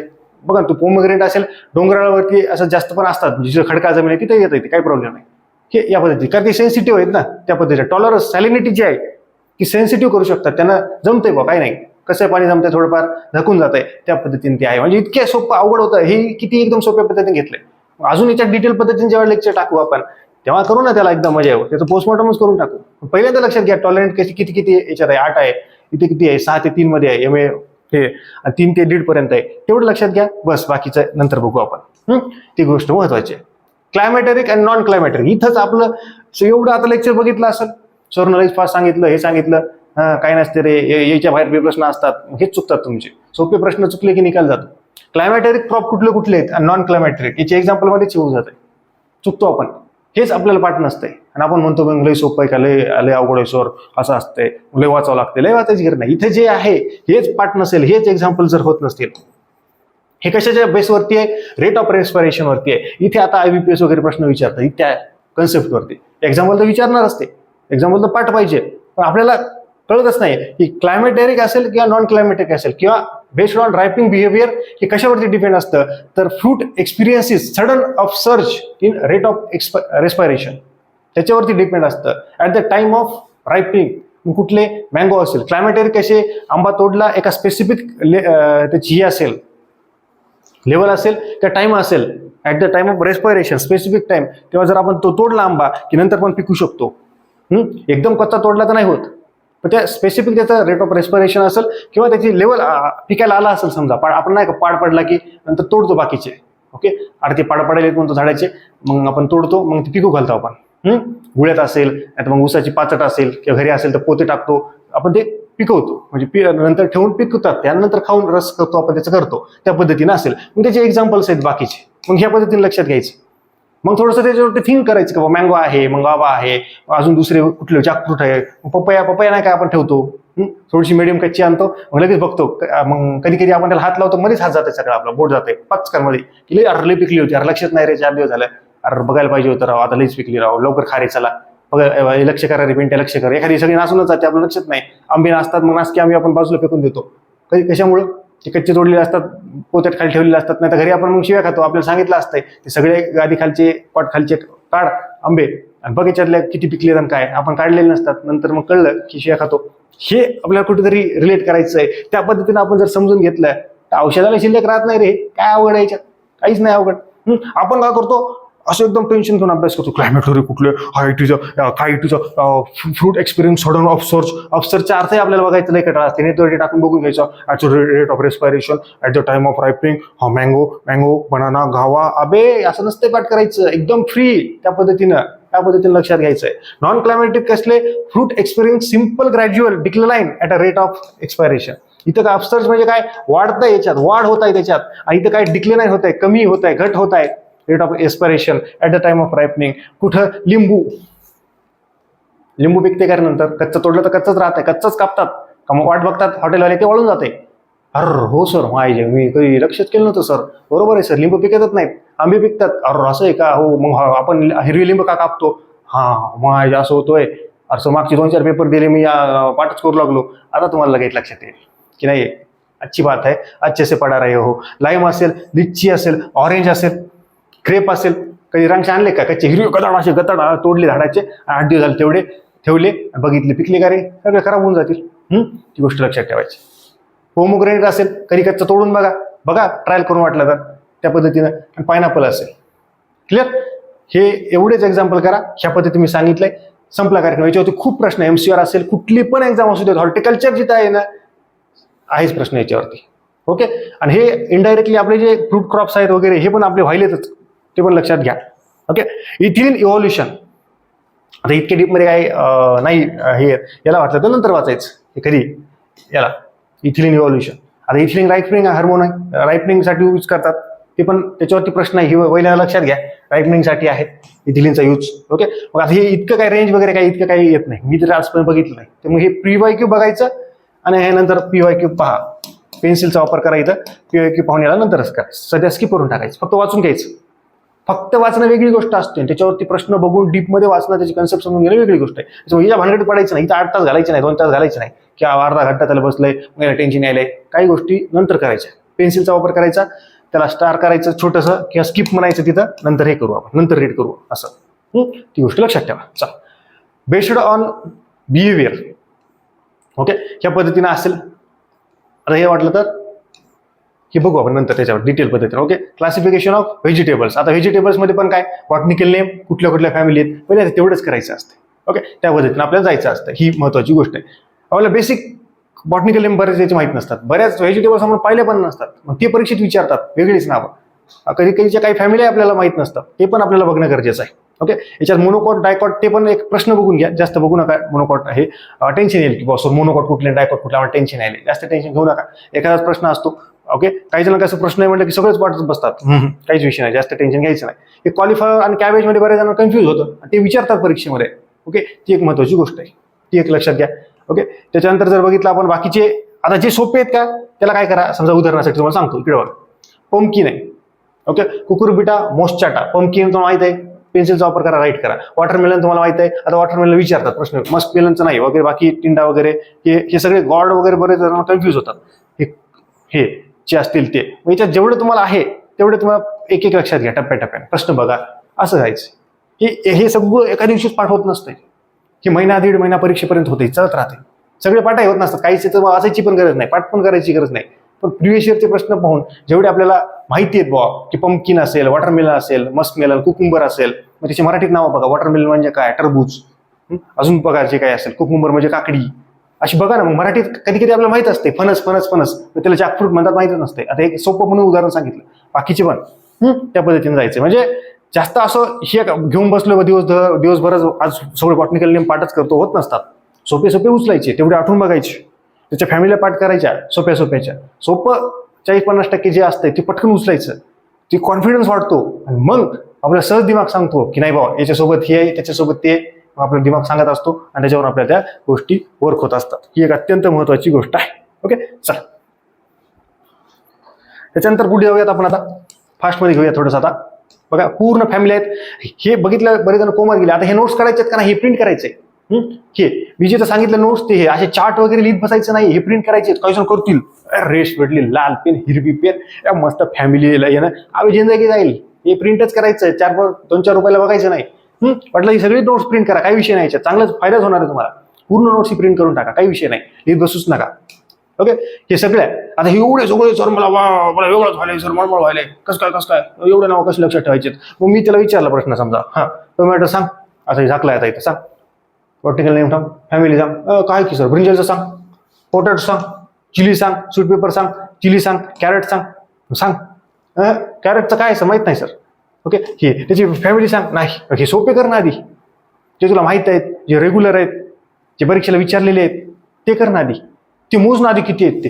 त्याच्यातले तुला पाठ नसतील तर मग मला पोटॅटोच माहित आहे, सोलानेसिया त्याची फॅमिली माहित आहे, टोमॅटोची त्याची मी कन्फ्यूज झालो, ब्रिंजलची त्याची आहे ती कन्फ्यूज झालो. मग कोणाकोणाची सोलानेसिया आहे ती मला लक्षातच नाही सर, आठवणच झाले सर, बॉटनिकल नेम माहीतच नाही सर. हे आहे मला टेन्शन आलं सर, मला हे हे हे नावं मला वास्तव येईनात आणि हे विचारले तर तुझे हेच चुकायलेत ना भाऊ. आता असं बोलल्यावर जाणार राग येत आहे, खरं बोलल्यावर रागच येणार आहे. मग हे तुम्ही जर केलं तर तुमचा रिझल्ट येणार आहे. नाही तर मग चाललंय की मग काय चाललंय तुमचं जे पहिले चाललंय ना, ही नोट्स, ती नोट, 10-12 नोट्स आणल्यात, हे हुशार ठेवल्यात, वाचायले आपल्या ह्या अकॅडमीचे घे, त्या घे, पुस्तकं घे, सगळंच वाचायले आणि सोबत चुकायले. मग कसं खरं बोलावं लागतंय. खरं सच कडवा होत आहे पण गरजेचा होत आहे. ती एक महत्वाची आहे. कोल क्रॉप्स जे आहेत कुठले कुठले असतात, कॉलीफ्लॉवर, कॅबेज, क्लोर. बाकीचे इथं आहेत, आम्हाला माहितीच नाही. आम्हाला विचारला प्रश्न, कोल क्रॉप्स कुठले कुठले आहेत. माझी वाचलं होतं रे, मी वाचायला पण आठवण झालंय, लक्ष दिलंच नाही ना. वाचलं एकदा वाचलं, असं वाचलं कोल क्रॉप्स, इथे tuber crops, fruit crops. Okay, असं अंडरलाईन केलं त्यानं. अंडरलाईन केलं नाही, नुसतं वाचलं, असं बोट फिरवलं. कसं लक्षात राहील, त्याला अंडरलाईन कर. याच्यावर प्रश्न विचारता तुला माहित पाहिजे, मग लक्षात घे. कॉलीफ्लॉवर, कॅबेज, गुखली, स्प्राउटिंग. ओके, असं लक्षात घे टप्प्याटप्प्यात. ओके, त्या पद्धतीने जायचं आहे. मग वरी जर बघितलं कूल सीझनल, मग कूल सीझन मध्ये कुठले कुठले येतात बघ. कूल सीझन म्हणजे काय, कशा थंड याच्यात. ओके, कसं आहे काय. मग जेव्हा आपण एखाद्या पुस्तकातून, इन्स्टंटमधून किंवा याच्यातून आपण जेव्हा तू वाचशील, समजा तुम्ही वाचाल तुम्ही सगळे, तर तेव्हा लक्षात घ्यायचं की थंड वातावरणात मग थंड आहेत, हे गरम आहेत. ओके, आहे. मग तेव्हा ते कळतं आपल्याला. इथून आपल्याला कळलं हे कॅबेज वगैरे थंड मधून येतात की असं. लिफी व्हेजिटेबल्स अजून मग बाकी आता याच्यात दिले बाबा, न्यूझीलंड बद्दल दिले थोडंसं, ठीक आहे, ते वाचून घ्यायचं, बाकी काही एवढं नाही. पण कूल सीझन मध्ये काय, वॉर्म सीझन मध्ये काय, कशा पद्धतीनं आहे, थोडंसं थिंक करायचं. मग सहज एखाद्या वेळेस प्रश्न येतो की cool season vegetables, warm season vegetables, मग अवघड होतं. आता याचे नावं पण बघा कसे नाजूक नाजूक असतात. आता बघा, हे वांग कसं आपण म्हणतो, आता बरेच जण वांग खात बी नाहीत, किंवा भेंडी असेल चरचर असते, वांग पण असं असते, नाजूक लोक खातात नाही सहसा. वांग असेल, हे असेल, काही असं जखम झाली असेल, ऑपरेशन झालं असेल, खात नाही, भेंडी खात नाहीत, वांग खात नाहीत. Okay, cucurbits, French bean, cluster, गवा, काउपी, पी, याच्यातले काही खात नाहीत, असं त्या पद्धतीने लक्षात घ्यायचं. ओके, मग हे कम्पॅरिझन होतं की ओके कुठले हे आहेत किंवा कुठले कूल आहेत, कुठले वाम आहेत. ओके, ओके, याच्यात एक बघायचं, कूल सीझन कुठले कुठले आहेत. These are the vegetables from root, stem, leaves वगैरे, इमॅच्युअर फ्लावर्स याच्यात हे करतात. ठीक आहे, हे पार्ट आहे तो आपण डिटेल पद्धतीने नंतर बघूयात. ओके, ह्या पद्धतीने आपल्याला घ्यायचं. Based on tolerance to soil acidity. आता सॉइलचं पीएच आहे, पीएच कोणी काढलाय नाही, सोलरन्सला काढलाय. 0 असतो, 7 असतो, 14 असतो. इथं असतो ऍसिडिक, इथं असतो न्यूट्रल आणि इकडे असतो बेसिक. हे माहित व्हायचे. ओके, जितका कमी तेवढा ऍसिडिक, जेवढा इकडे जास्त तेवढं बेसिक. ओके, चलो हे काय इथं दिले, 7 पेक्षा कमी ऍसिडिक असतो, संपला कार्यक्रम. बाकी डिटेल पद्धतीने समजून घ्यायचं आपल्याला. आता कशा पद्धतीने आहे ही PYQ बघायची, इथं PYQ बघायचे, किंवा याच्या नेचरवरून पण कळतं आपल्याला. ओके, हे नेचरवरून पण कळतं जे जास्त ऍसिडिक आहेत मग कुठले असतील काय, त्याच्यावरून आपल्याला ते समजतं. सध्या PYQ बघून हे करायचंय. ओके, किंवा डिटेल पद्धतीने आपण ते नंतर बघूया. हे पण सेम त्याच पद्धतीने करायचंय. टॉलरन्स मी मागे ट्रिक सांगितली त्याच पद्धतीने जायचं आहे. Based on plant part used, किंवा या पद्धतीने याचं काय काय वापरतात हे विचारतात बघा. बल्ब आणि हे याच्यावरती प्रश्न आलाय बघा. मी हे गार्लिक आणि ओनियन हे आमचं चुकलं नाही पाहिजे. सोपे उचला पहिल्यांदा. फ्लावर सारखे असतात कुठले, कॉलिफ्लॉवर असते, ब्रोकोली असते, ग्लोब, हे लक्षात घ्या. याला स्टार करा, हे थोडंसं आहे, हे दोन लक्षात येतात आपल्याला. त्या पद्धतीने टप्प्याटप्प्याने जा, हळूहळू. हे पण एका दिवसात नाही कळणार आहे. लिफी व्हेजिटेबल्स कुठले कुठले आहेत, स्टेम व्हेजिटेबल्स कुठले कुठले आहेत. लिफी व्हेजिटेबल्सची लिस्ट आम्हाला माहितीच नाही आहे, क्वेश्चन त्याच्यावरती आलाय. स्टेम कुठले कुठले आहेत, पोटॅटो असेल, हे असेल, किंवा ट्यूबर कुठले कुठले आहेत मला माहितीच नाही, असे त्याच्यावरती प्रश्न आहेत. Okay. Method of rising, direct सोन क्रॉप्स किंवा ट्रान्सप्लांटेड. टोमॅटो वगैरे नाही का, त्याचे आपण रोप लावतो ट्रान्सप्लांटेड म्हटल्यानंतर. डायरेक्ट सोन करतो, ओकरा, कॅरट, मुळा, बीन्स वगैरे वगैरे. त्या पद्धतीने आपल्याला हे घ्यायचे. आता हे भारीच आहे ना, याला खूप रोग वगैरे पडतात. हे चिलीचे, वांग्याचे, टमाट्याचे आपण झाडं लावतो का नाही, ते आपण लक्षात घ्यायचं. आपल्या भाषेत समजून घ्यायचं, पाठ करायचं नाही. आपल्या भाषेत समजून घेतलं की विषय खूप सोपा आहे. चिल्लर आहे हॉर्टिकल्चर, त्याच्यामुळे सुरुवात केलेली आहे. Based on forcing, cool forcing vegetables कुठले आहेत, वॉर्म फोर्सिंग कुठल्या आहेत, हे आपल्याला एक्झाम्पल्स. हे पाठांतराचा भाग आहे. चार्ट जिथे जिथे आहेत का, हे मल्टिपल टाइम रिव्हिजन आहे. हे फक्त एकदा दोनदा वाचून घ्यायचे, नंतर टप्प्याटप्प्याने ते रिवाइज करायचं आहे. ओके. हे based on rate of respiration, त्या पद्धतीने हे घ्यायचं आहे. आता क्लासिफिकेशन ऑफ फ्लावर्स. ओके. आता भरपूर वेळ झालाय, पूर्ण जर टॉपिक घ्यायचा झाला तर भरपूरच वेळ लागेल. ओके. जवळपास 44 मिनिटं झालेली आहे. चल आपण थोडंसं 15-20 मिनिटात लवकर संपवण्याचा प्रयत्न करू. मग याच्यात समर सीझन कुठले कुठले आहेत, विंटर सीझन, हे PYQ बघून आपल्याला ते जायचं. ही अत्यंत महत्वाची गोष्ट आहे. मग याच्यात पण आता मागे जसं सांगितलं की आता बघा, तुम्हाला सांगतो, एकच मिनिट. बघा आता आपल्याला कलरवरती पण प्रश्न आला होता. पर्पल असेल, वेगवेगळे कलर असते, ब्ल्यू कलर असेल, किंवा व्हाईट फ्लावर कुठले कुठले आहेत. हे आता जे उद्यान अधीक्षक, जिथं फक्त एकच विषय हॉर्टिकल्चर. आता आपण जे आपली बॅच सध्याचं याला सुरू आहे 2025 मध्ये, तेव्हा आता जे व्हिडिओ टाकतो युट्यूबला हा व्हिडिओ आहे. ओके. तेव्हा त्याच्या डीपमध्ये विचारलं त्यांनी की बाबा याचा कलर कुठला आहे, याचं काय. ओके. तर ते तिथं पाठ करायचं डिटेलमध्ये. पण नॉर्मल जे आपण कृषी MCR असेल वगैरे, तिथे एवढं येत नाही. एखादा प्रश्न येतो, त्याच्यासाठी एवढंच पाठ करत बसायचं नाही की येलो कुठले. आपण याच्या बघायचं बाबा, हे जे आपल्याला माहित आहे त्याच्यातले, याचं नेम बघा, डायंथस बघून घ्या. काय बघायचं त्याचं की फ्लावर बघून घ्यायची नेटवरती कसे असतात बस. किंवा तिचं मराठीत नाव जेवढे मिळतात तेवढे आपल्याला भरपूर माहित असतंय, पण आपल्याला इंग्लिशमध्ये नाव माहित नसतंय. मग म्हणतो अरे असं हे होतं ते, असं त्या पद्धतीने करून घ्या. याचा जास्त लोड घेऊ नका. हँगिंग बास्केट हे उद्यान निरीक्षकला दिलंय, याचे एक्झाम्पल्सच घ्या ना, कुठले कुठले येतात हे विचारले त्यांनी. आता उद्यान अधीक्षक, उद्यान निरीक्षक जे आहे ना, आता सध्या भरती निघाली 25 मध्ये, त्याच्यात ते विचारलेलं आहे की हँगिंग बास्केटचे एक्झाम्पल. कारण ते सिलेबसमध्ये होतं की असं एज वगैरे काय, हे गार्डनिंग मध्ये तुम्हाला महत्वाचं आहे, फ्लावर्स वगैरे. ओके. त्या पद्धतीने कळलं. बाकी आता हे फ्रॅग्रन्स, हे पॉट्समध्ये कुठले कुठले आहेत, ड्राय फ्लावर्स कुठले कुठले आहेत, लूज फ्लावर कुठले कुठले आहेत, हेज पर्पजसाठी कुठले. आता हेज पण सिलेबसला आहे. मग आपलं हेच इथं चुकतं ना, आपल्याला हेज पर्पजसाठी कुठले, आणि वरी मी इथं हँगिंग बास्केट असेल, एजिंग असेल, किंवा हे फ्रॅग्रन्ससाठी कुठले कुठले वापरतात, की अरोमॅटिकसाठी कुठले कुठले वापरतात, किंवा कट फ्लावरचे एक्झाम्पल्स, हेच येत नाही. हेच परीक्षेत येतं. मग म्हणतो की काही विचारतात नाही, आपलं लक्ष नाही, आपल्याला माहितच नाही, आपलं PYQ अनालिसिस नाही. ते बघितलंय मी, सिलेबसमध्ये बघितलं, याच्यावरती PYQ बघितले, याचे एक्झाम्पल्स विचारलेत त्यांनी, हे सिलेबसमध्ये पण आहे. मग याला वेळ जातो का, मग वेळ लागणार ना. वाचणार काय आपण, ही एक महत्वाची गोष्ट आहे. वाचणार काय आहोत ते जर आपण करणार नसू तर काय करणार आहोत आपण. अॅन्युअल कुठले, पेरिनियल कुठले, याच्यावरती देखील प्रश्न येतात. पण सगळेच पाठ करत बसायचे नाही फ्लावर्सचे, तेवढं आपल्या लक्षात राहणारच नाही. ओके. PYQ बघून यायचं, त्या पद्धतीने आपल्याला ते समजतं, काही विषय नाही. आता पेरिनियल पहिल्यांदा लक्षात ठेवा, 3च आहेत इथं. याच्यावरती प्रश्न आहे, ही सिलेबसमध्ये दिलेत, हे रोझन, हे क्रिस्टीमॅमा, हे पेरिनियल आहेत. एवढंच आपल्याला माहित पाहिजे. कितीतरी वेळा रोजवरती याच्यावरती प्रश्न आहेत, कितीतरी वेळा, 15 असतील. किती MCRला पण आहेत, कृषी विद्यापीठ भरती कुठली पण एक्झाम तिथं आहेच. मग आम्हाला काही आम्ही म्हणायचं सर मग तेवढं कसं लक्षात राहील. तू अॅन्युअल नंतर लक्षात घे ना, पेरिनियल आधी घेणं लक्षात. ती महत्वाची गोष्ट आहे. चलो पुढे. प्रोपोगेशन कशा होतात. आता प्रोपोगेशन तर आहेतच. हे ग्लॅडिओलस कितीतरी वेळा प्रश्न आहे. ऍग्री मेन्सला जेव्हा MCQ होतो तेव्हा देखील प्रश्न आहे. ओके. बाकीचे पूर्ण आपल्याला घ्यायचे. आता स्पायसेसवरती पण सेम त्या पद्धतीने करायचं, तुम्ही ज्या पद्धतीने सांगितलंय. आता बघा ना, हे हर्बेशियस आणि ट्रिप स्पायसेस सॉरी, पहिले मी सांगितलं तिथं जर समजून घेतलं तर परत गरज पडणार आहे का, काहीच गरज नाही ना. इथे फक्त एक्झाम्पल लक्षात ठेवायचे, संपला विषय. मला माहिती आहे हर्बेशियस कसे आहेत, मला माहिती आहे श्रबेशियस कसे आहेत. हर्बेशियस म्हणजे सॉफ्ट स्टेम असते, ट्री म्हणजे हार्ड स्टेम असते, संपलं.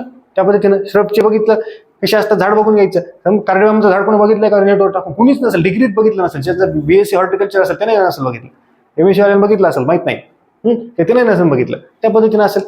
कुठले कुठले सीड प्लांट पार्ट यूज करतात त्या पद्धतीने आपल्याला ते, आता एवढं हे मेडिसिनल वगैरे विचारत नाही, ते वरच विचारतात फ्रूट क्रॉप्स आणि काही प्रमाणात फ्लावर्स वगैरे त्या पद्धतीने. एवढं काही नाही, एखाद्या दोन विचारतात, तिथे जास्त विचारतच नाहीत आणि आपल्या पाठ्या होणार नाही हे, फक्त हे वाचून घ्यायचं आपल्याला टप्प्याटप्प्यात. हॉर्टिकल्चर प्राइसेस, प्लांटेशन स्पायसेस कुठले कुठले आहेत हे थोडंसं हळूहळू नंतर जसं हे होईल आपल्याला ते हे होईल, रीड होईल. ओके, जास्त याचं रीड करायचं नाही, याचे PYQ बेसच जास्त हे इतकं आपल्या लक्षात राहणार नाही. आणि याचे मराठीत नावं बघा, जेवढे मिळतील तेवढे मात्र मराठीत नावं बघा, ही महत्वाची गोष्ट आहे. चला, क्लासिफिकेशन ऑफ प्लांटेशन क्रॉप्स हे पण टप्प्याटप्प्याने, आता हे टी असेल, कॉफी असेल, हे थोडंसं गरजेचं आहे, बघून घ्यायचं. जे आपल्याला नॉर्मली माहित आहेत ते आणि जुने प्रश्न मॅक्झिमम सगळ्या एक्झामचे PYQ मी तुम्हाला आपल्या ज्या काही बॅचेस असतील, MCR असेल किंवा वेगवेगळ्या असतील, कृषी सेवा, कृषी विद्यापीठ किंवा इतर एक्झामचे असतील, तिथे मी तुम्हाला उपलब्ध करून. असं नाही की मी फक्त IBPS EOP करतो, मी मग हे उद्यान अध्यक्ष किंवा MCRचे प्रश्न बघणार नाही. अरे बघ, तुला कळेल महत्व सगळ्या एक्झामचे बघ, ॲग्री, MPSCचे, MSc भले अवघड असतील, एकदा वाचून घ्यायला काय चाललंय आपलं, ही महत्वाची. कुठल्याही एक्झामची तयारी करा, जास्तीत जास्त MCQ वाचा. तसं MPSCला कसं 21,000 25,000 प्रश्नसंच आहेत, एवढा ठोकळा असते असा, कारण त्याच्यात सगळे MPSC आजपर्यंत आलेले कंबाईन, राज्यसेवा, मेन सगळे असतात. तसं इकडे नाही आहे अवेलेबल, ते तुम्ही मी उपलब्ध करून त्याचं, जसे टेलिग्रामला वगैरे असं बघायचं, चला फिरत वाचायचे, माइंडमध्ये ठेवायचे, पाठ करत बसायचे नाही, कळतं आपल्याला हळूहळू. ओके, ह्या पद्धतीने. आता पूर्ण चार्ट्स आहेत बघा. आता चला पुढेच घेऊ आपण, पटापट घेऊयात, पुढे आपल्याला भरपूर बघायचं आहे. आता इकडे बघा, आता थोडंसं, आता मी भरपूर वेळ झालाय त्याच्यामुळे काय करतो, थोडंसं फास्टमध्ये सांगतो बघा.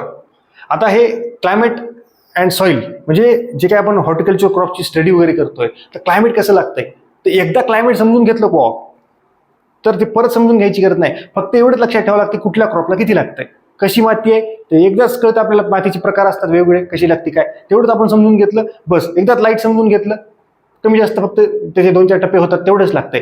आपण ते इथून नीट समजून घेणं अपेक्षित आहे, किंवा नेमकं कसं क्लायमेट आहे काय त्या पद्धतीने आहे. क्लायमेट म्हणजे काय, ती महत्वाची गोष्ट आहे.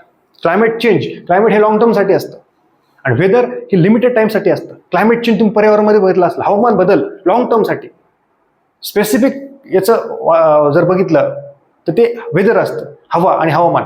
हवामान बदल आणि हवा म्हणजे वेदर, ही गोष्ट लिहून घ्या वाटलं, त्याच्यावरती प्रश्न येतो. वेदरची डेफिनेशन आणि क्लायमेटची डेफिनेशन मेट्रोलॉजीमध्ये आपल्याला ते बघायचंच आहे. तिकडे सोपे प्रश्न आहेत वेदर आणि क्लायमेटमध्ये, आपल्याला कळत नाही. वेदर ही शॉर्ट टर्म असतं, पर्टिक्युलर प्लेसचं वेदर, आणि ओव्हरऑल भारताचं क्लायमेट चेंज, हवामान बदल व्हायला जगात क्लायमेट चेंजचे धोके आहेत, लॉंग टर्म इफेक्ट करतो. शॉर्ट टर्म आहे वेदर, हवा शॉर्ट टर्म, हवामान क्लायमेट, हवामान म्हणजे हवामान बदल या शब्दावरून लक्षात घ्या. क्लायमेट चेंज त्याच्यावरून लक्षात घ्या, त्याच्यावरती प्रश्न आलेले आहेत त्या पद्धतीनं. फोटो पिरियडच्या लेंथनुसार कसं, लॉंग डे प्लांट कुठले, शॉर्ट डे कुठले, डे न्यूट्रल कुठले आहेत प्रश्न याच्यावरती, आम्हाला माहितीच नाही. हे महत्वाचं आहे. बाकी डिटेल आपण म्हणतोय ना मी, जसं एक याच्यावरती घेणार आहे लेक्चर वगैरे, किंवा आपण काही स्टाफ जर घेतला त्यांना मी सांगणार आहे या पद्धतीनं. ती एक महत्वाची गोष्ट आहे. पण सध्या एक इंट्रोडक्शन लेक्चर आहे, 1-1.5 तासाचं आहे. हे जे आतापर्यंत सांगितलंय, आता ही क्लायमेट पासूनच्या आधीचं डिटेल शिकवलंय मी. आता हे डिटेल, त्याच्या बाहेर काहीच नाही, गरज पण पडणार नाही शिकवण्याची. ती महत्वाची गोष्ट आहे. ओके, एक अत्यंत महत्वाची गोष्ट आहे. बाकी इथून थोडंसं आता फास्ट घेतोय, कारण की भरपूर आपल्याला सांगायचं राहिले अजून. ओके, चलो बाकी हे समजून घ्यायचं बघा, नेमकं ट्रॉपिकल कसं आहे, सब ट्रॉपिकल कसं आहे, टेम्परेट कसं आहे, याचे डिले बघा, कुठले कुठले ऋतू असतात, कशा टेम्परेचर, हे सगळं बेसिक समजून घ्यायचं आपल्याला. ओके, त्या महत्वाची गोष्टी. तिचे एक्झाम्पल परत आले, आता तिथे वाचले असते, तिथे वाचायची गरज आहे का रे? नाही. हे वॉर्म सीझन, कूल सीझन चार्टच्या माध्यमातून दिलं, तिथे वाचलं, तिथे वाचायची गरज आहे का? नाही. इथे त्यांनी एकत्र दिले सगळे, व्हेजिटेबल, फ्लावर्स वगैरे वगैरे. सॉईल पण नेमकी कशी आहे, कशा पद्धतीने आहे, कशी लागते, ते पण आपल्याला इथं समजून घ्यायचं आहे त्या पद्धतीनं. मग आपल्याला ते प्रत्येक क्रॉपच्या खालची सॉईल वाचायची तेवढी गरज नाही पडणार, कारण ते बघितलं की मग लक्षात राहून जाईल. कसं एकदा सॉईल वाचली की तिथं फक्त मग शब्द कळेल की हा इथं फर्टाईल सॉईल लागते, तिथे अमुक लागते, तिथं अमुक लागते, हा जमतंय, हा बस तिथे क्लिक होऊन तिथं डोकं लावतो आपण क्रॉप वाचत असताना, की तिथं सॉईलचा अभ्यास करतो, म्हणजे कशी सॉईल लागते त्याचा म्हणतोय मी, स्पेसिफिक सॉईलचा नाही. तिथे आपल्या कन्सेप्ट क्लिअर नसतात, ही महत्वाची गोष्ट आहे. इथून त्या कन्सेप्ट क्लिअर करून घ्यायच्या. Criteria of land capability class, काय काय असलं पाहिजे, कसं कसं काय काय गोष्टी नसल्या पाहिजे, हे एक जस्ट इथून ओव्हरलुक करायचं आहे, तेव्हा आपल्याला त्या गोष्टी कळतात. चलो, किती क्लास आहेत त्याचे? 8 आहेत. ती पण गोष्ट लक्षात ठेवायची आपल्याला. ओके, इथे प्रश्न आलेला आहे. बाकी आपण डिटेल पद्धतीने ते बघूया. पूर्ण सॅलिनिटी क्रॉप्स वगैरे वगैरे कसे आहेत काय ते PYQ बेस आपल्याला करायचं आहे. चलो, हे पूर्ण आपल्याला रीड करायचं. पुढचे पॉईंट तुम्हाला सांगतो फास्ट मध्ये आता. हा, हे नर्सिंग आणि हे ओके, नर्सरी मॅनेजमेंट. मग नर्सरी मॅनेजमेंट त्याची क्लासिफिकेशन आहे, घरगुती असेल, कमर्शियल असेल. मग घरगुतीसाठी काय याच्यात दिलेलं आहे एकदम. आता आपल्याकडे वेळ कमी आहे, थोडंसं खूप मोठं लेक्चर होईल, त्याच्यामुळे मी तुम्हाला हे कमी वेळ सांगतो.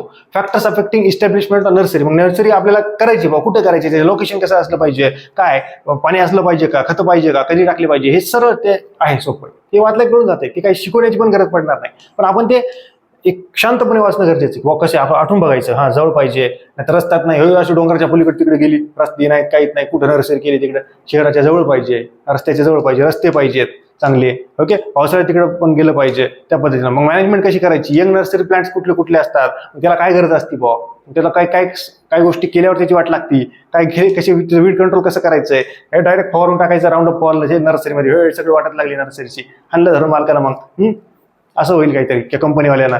त्या पद्धतीनं लक्षात ठेवायचं, कुठले कुठले डिसीजेस पडू शकतात बॉ, नॉर्मल जस्ट त्या पद्धतीनं आपल्याला ते जायचं आहे. नर्सरीबद्दल बेसिक इन्फॉर्मेशन घ्यायची. प्लांट प्रोपगेशन मेथड हे कुठले कुठले बा, याच्यावरती डिटेल आपण घेणार आहोत. सेक्शुअल प्रोपगेशन असेल काय, हे चार्टच्या माध्यमातून, की बऱ्याच जणांना कन्फ्यूज होत आहे. याचा टी डायग्राम पण आपण काढणार आहोत, त्याच्याच तुम्हाला क्लिक होऊन जाईल. त्या पद्धतीनं सेक्शुअल कुठले, असेक्शुअल कुठले, ऍडव्हान्टेजेस कुठले, डिसएडव्हान्टेज कुठले, एक्झाम्पल्स कुठले, त्याच्यात काय फायदा आहे, काय तोटा आहे, हेच आपल्याला माहित नसते. इतके बेसिक पद्धतीने तिथे प्रश्न येतात, आपण ते नीट वाचत नाही. डिसएडव्हान्टेजेस पण वाचायचे असतात, दोन्हीचं कंपॅरिझन करायचं परत एकदा, आणि नंतर ते आपल्याला गोष्टी लक्षात राहतात.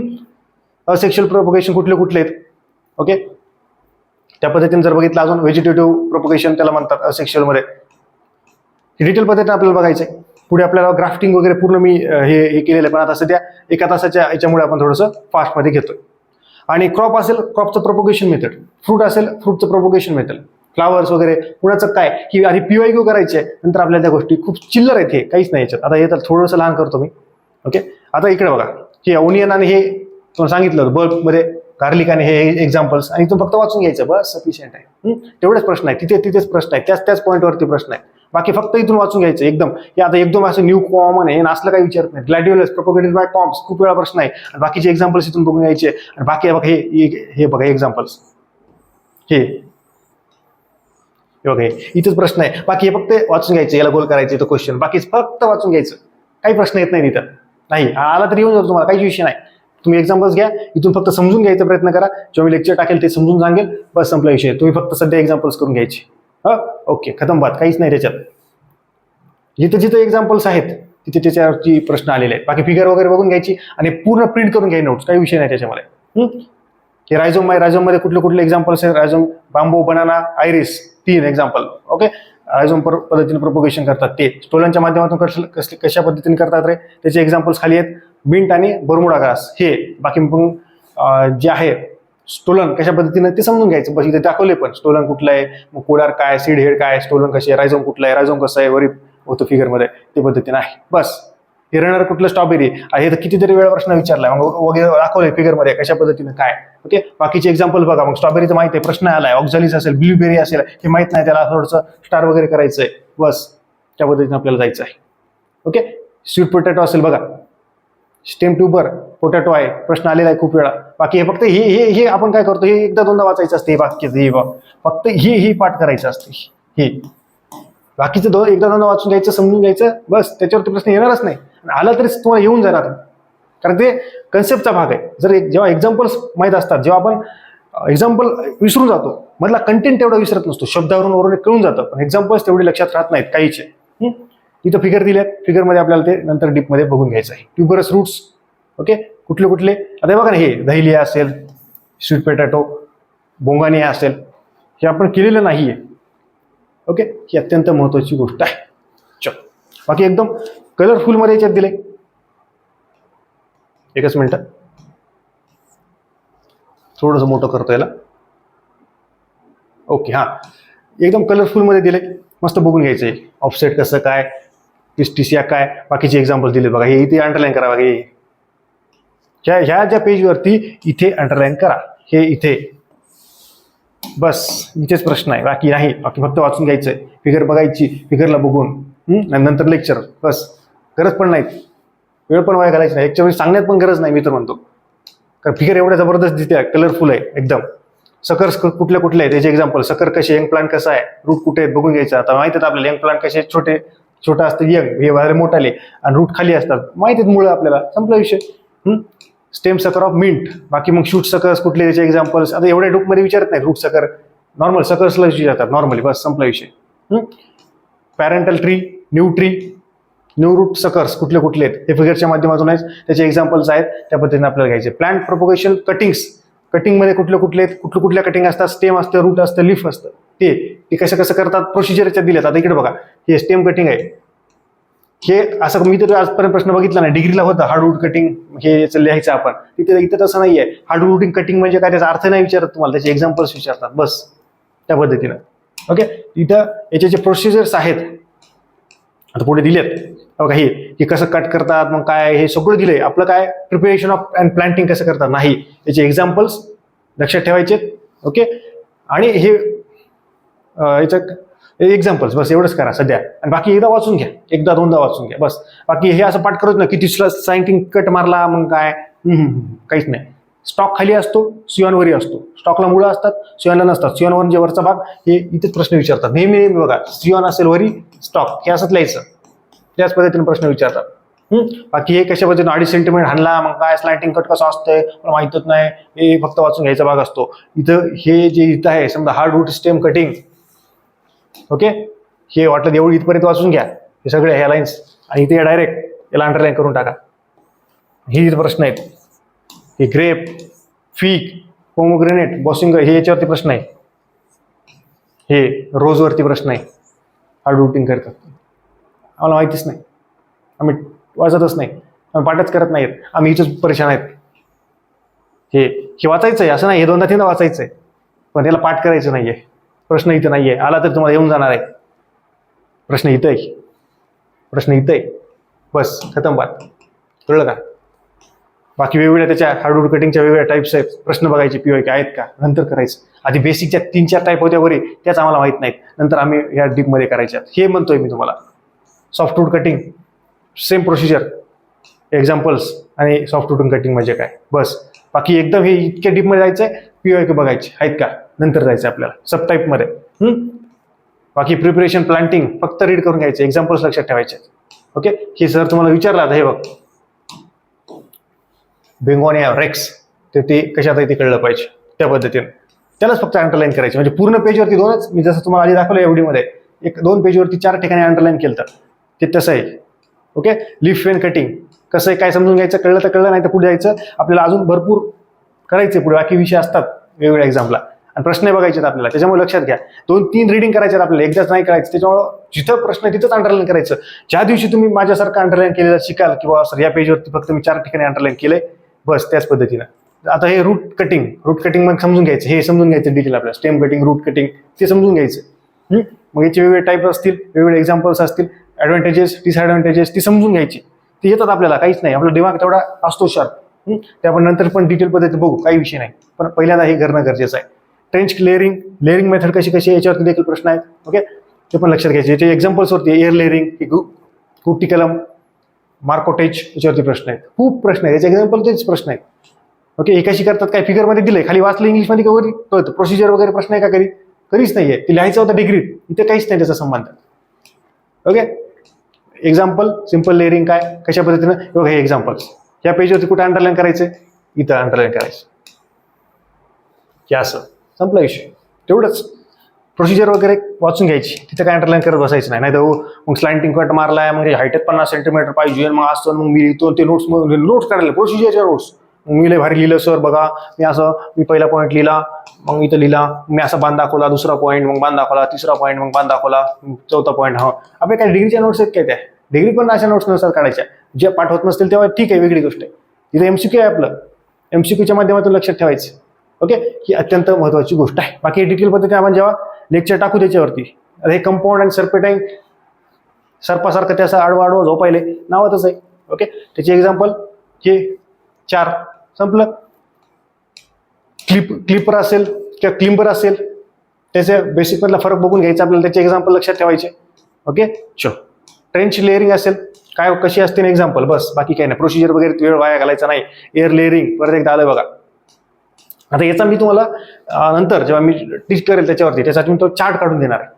ट्री डायग्राम म्हणतो त्याला. म्हणजे तुम्हाला हे सगळे जे भानगडी आहेत ते एका चार्टवरती आल्या पाहिजे, की तुम्ही पण तसा कोणी काढा वाटलं तर ही नोट्स आणि त्याच्यातून तुम्ही हे करू शकता. Okay, simple inarching. आता हे ग्राफ्टिंग मधले आहेत वेगवेगळे, तर ग्राफ्टिंग वरती पण सेम त्याचं चार्ट करूयात, फ्लो चार्ट आणि त्याचे एक्झाम्पल्स, म्हणजे त्या सब टाइप्स वगैरे हे कळतात. आणि एक्झाम्पल्स नंतर मग आपण जसं होईल त्याच्या पाठ करू शकतो, काय नाही. ओके, चलो बघा, हे ग्राफ्टिंग मध्ये विनर ग्राफ्टिंग याचे विचारलंय, त्याचा मँगो आणि ॲव्होकाडो. मँगो खूप वेळा विचारलाय, बघितलं असेल, आता आठवत असेल बऱ्याच जणांना. हो सर बरोबर आहे. मग याची प्रोसिजर बोंबलत आपण पाठ करत बसलो तर आल्मंड कधी पाठवून जाईल आपल्याला, हे ॲव्होकाडो कधीच पाठवणार नाही आपल्याला. विनर ग्राफ्टिंग, मँगो तर माहिती आहे आम्हाला, प्रश्न आलेला आहे, पण ॲव्होकाडो माहित नव्हता ना. मग आपलं काम हे आहे, हे याला म्हणतात स्मार्ट वर्क. एवढंच महत्वाचं आहे, हे एवढंच. असं याला क्वेश्चन करायचं, याला अंडरलाईन करून टाकायचं, संपला विषय. हे पण गरज नाही, ते आपण वाचतो, आपल्या लक्षात राहतं तेवढं, काही विषय नाही. डिग्रीत शिकलेलो होतो आपण. असं आहे. हे इपिकॉटलिट स्टोन याचे एक्झाम्पल्स, कॅशू आणि मँगो. बघा, मँगोचे डबल आहेत, मग कुठले कुठले आहेत, मँगोत कुठल्या कुठल्या क्राफ्टिंग होऊ शकतात बघ, लगेच असे प्रश्न येतात. मग हे असं उगत नाही करायचं की स्लाइंटिंग कट मारला, पॉलिथिन बॅगची साईज किती, ठीक आहे, हे जस्ट ओव्हरलुक करायचे. PYQ असतील एखादा हुकून चुकून तर तेवढं भाग करायचा, बाकी प्रत्येकाचं याचं तुम्हाला होणारच नाही पाठ. आहे तेच विसरून जाल याची गॅरंटी देतो मी तुम्हाला.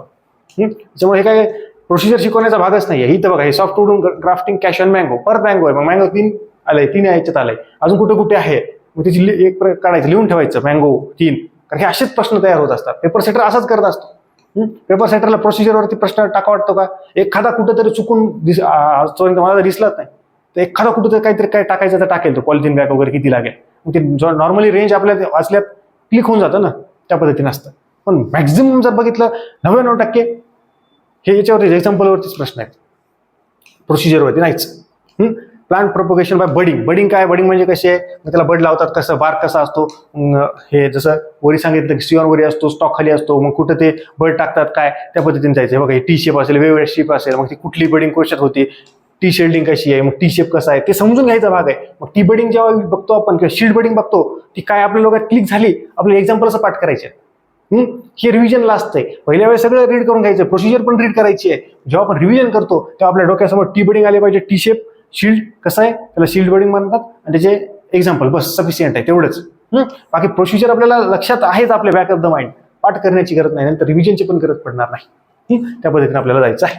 चल, बाकी बडिंगचे वेगवेगळे टाइप्स कसे कसं काय त्या पद्धतीनं बघा, बघूयात आपण आता. टॉप वर्किंग, हे क्लेफ गार्डनिंग, वेगवेगळे प्रकार आहेत, त्याच्यावरती एक्झाम्पल्सवरती प्रश्न आहेत खूप एक्झाम्पल्स आहेत. याच्या चार्ट, क्लोनर प्रोपोगेशन म्हणजे काय हे पूर्ण आपल्याला समजून घ्यायचं आहे. आता वेळेच्या आपण हे करूयात, कारण की खूप मोठे लेक्चर टाकलं त्या बघत नाहीत, कारण की आपण इंट्रोडक्शन आहे, मायक्रो प्रोपोगेशन कन्सेप्ट आहे, क्लोनर प्रोपोगेशनची डेफिनेशन दिली की 4 डेफिनेशन दिल्या आणि एक्झाम्पल हे दिले, कळलं झालं मला क्लोनर मायक्रो प्रोपोगेशन कुठलं समजून घेणं अपेक्षित आहे. सोपा भाग आहे, सरळ डेफिनेशन येईल किंवा 2-4 ओळीचा एखाद्या प्रश्न येईल. ओके, टिश्यू कल्चर प्लॉट्स कुठले कुठले आहेत ते आम्हाला माहित पाहिजे. मग त्याचा फायदा काय, कशाला बॉम्बला करतात टिश्यू कल्चर, त्यावर एकच काउंट लावत नाहीत, मग त्याचा फायदा काय, त्याचा तोटा काय. ओके, याच्यात काय डिसीज फ्री प्लांट किंवा राईस तयार होतात. ओके, मग ती खूप खर्चिक आहे, आपल्या मळ्यात टाकता येईल का, नाही. या सगळ्या गोष्टी आहेत, त्याचे ॲडव्हान्टेजेस, डिसॲडव्हान्टेजेस, सगळ्या भानगडी हे डिसॲडव्हान्टेजेस आहेत, ती आपल्याला घ्यायचे. याच्यात कुठले कुठले क्रॉप्स, कुठल्या कुठल्या फ्रूट क्रॉप्सचं जमू शकतंय ते एक्झाम्पल्स, एवढंच करायचं. याच्या काय नोट्स काढत बसायचं नाही, काहीच करायचं नाही, काहीच नाही. विव्हो म्हणजे काय, ओके, नैसर्गिक वातावरणात, इन विव्हो लॅटिन वर्ड आहे, वर्डचं काय विचारत नाहीत. लिव्हिंग. इन व्हिट्रो म्हणजे काय, ते एक लॅबोरेटरीमध्ये इन ग्लास, एवढं आपल्याला माहित नाही. विव्होचा मोबाईल आहे आपल्याकडे, नॅचरल पद्धतीने आपण बाहेर वापरतो, नैसर्गिक पद्धतीनं म्हणा. ओके, नॅचरल हॅबिटॅट किंवा नैसर्गिक पद्धतीनं. आणि हे इन व्हिट्रो म्हणजे काय, लॅबोरेटरी, एवढं लक्षात ठेवा फक्त. याच्यावरती प्रश्न आहे बेसिकमध्ये. ओके, हे बेसिक कन्सेप्ट आहेत, बाकी डिटेल पद्धतीने आपण बघूया. म्हणजे इतकं सरळ सोपं आहे की इन व्हिओ आणि in vitro, in Veo cultivation किंवा इन व्हिट्रो कल्टिवेशन काय काय असते रे, मोबाईल आहे बा ओप्पोचा, व्हिओचा, मला माहितीच नाही, असं होतं, म्हणून आपण ते लक्षात घेत नाहीत, त्या पद्धतीने लक्षात घ्यायचं आहे. ओके, चल. प्रोपोगेशन स्ट्रक्चर्स कुठले कुठले आहेत, पॉली हाऊस वगैरे, हे फक्त जस्ट रीड करायचे कसं असतं, याच्या काही एवढं डीपमध्ये प्रश्न येत नाही. ओके, हे काही असं टेन्शन घेऊ नका, हे जस्ट रीड करू घ्या कसं कसं आहे काय. ओके, त्या पद्धतीने घ्या, हे बघून घ्यायचं फक्त कसं होतंय काय, पूर्ण नर्सरीच्या बाबतीत आहे, एवढं डीपमध्ये प्रश्न येणार नाही, बरोबर पद्धतीने प्रश्न येणार. ओके, हे जे आता सध्या उद्यान अधीक्षक वगैरे झालं याच्यावरती एखादा प्रश्न नॉर्मली येऊ शकतो, त्याच्यामुळे फक्त बघून घ्या, फिगर वगैरे मस्त बघून घ्या कसं असतं काय, मिस्ट चेंबर कसं आहे काय, काय काय काय असतं बाबा, नेमकं काय काय सुविधा भेटतात, काय डिसएडव्हान्टेजेस आहेत किंवा ॲडव्हान्टेजेस डिसएडव्हान्टेजेस आहेत, काय फायदा आहे काय तोटा आहे, खर्च लागतो का.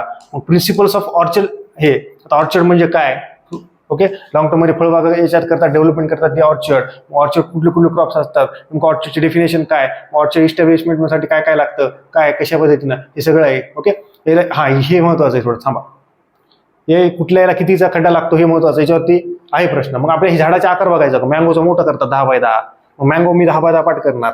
मग मी पपया बघतोय किंवा बनाना बघतोय, बनानाच्या जवळजवळ झाडं असतात, पपयाची पण खूप जवळ असतात, ते बघायचं आपल्याला. मग बोरीचे लांब लांब असतात, मोठे मोठे झाड असते, ते मोठं असतंय, पपयाचं छोटं असतंय. त्या पद्धतीनं सिट्रसचं बघितलं तर आंबे एवढं नसतंय, लहान असतंय, मग कम्पेअर केलं अर्धच असेल, मग 6x6. मग जांबाचं पण 6x6 असतंय, मग मोसंबीचं जांबाचं झाड सारखंच असतं जवळपास, थोडंसं टॉर्पोराइट सोडले तर, असं कम्पॅरिझन करायचं. मग पपया खूप कमी आहे, मग पपया असेल किंवा इथं अजून कुठं गेलं बनाना असेल, बनाना अजून छोटा असते, पपया थोडं मोठं असते, या पद्धतीने लक्षात ठेवायचं. पानं जरी मोठे असले तरी याच्यात अशा पद्धतीने आपल्याला लक्षात घ्यायचंय. बोरीचं हे आहे, म्हणजे हे एवढं जे दिलंय याच्यात आपण लॉजिक बेसवरती लक्षात ठेवू शकतो. एक लक्षात ठेवायचं, दुसरं कम्पॅरिझन मध्ये कसं, इकडे बघा, मँगो 10x10 पाठच पाहिजे, त्याच्यापेक्षा कमी मँगो आणि सिट्रसचं कम्पॅरिझन करायचं, अर्धच असतं म्हणायचं 6x6. ओके, हे जे आहे बनाना आणि हे पपया, हे दोघं लक्षात ठेवा.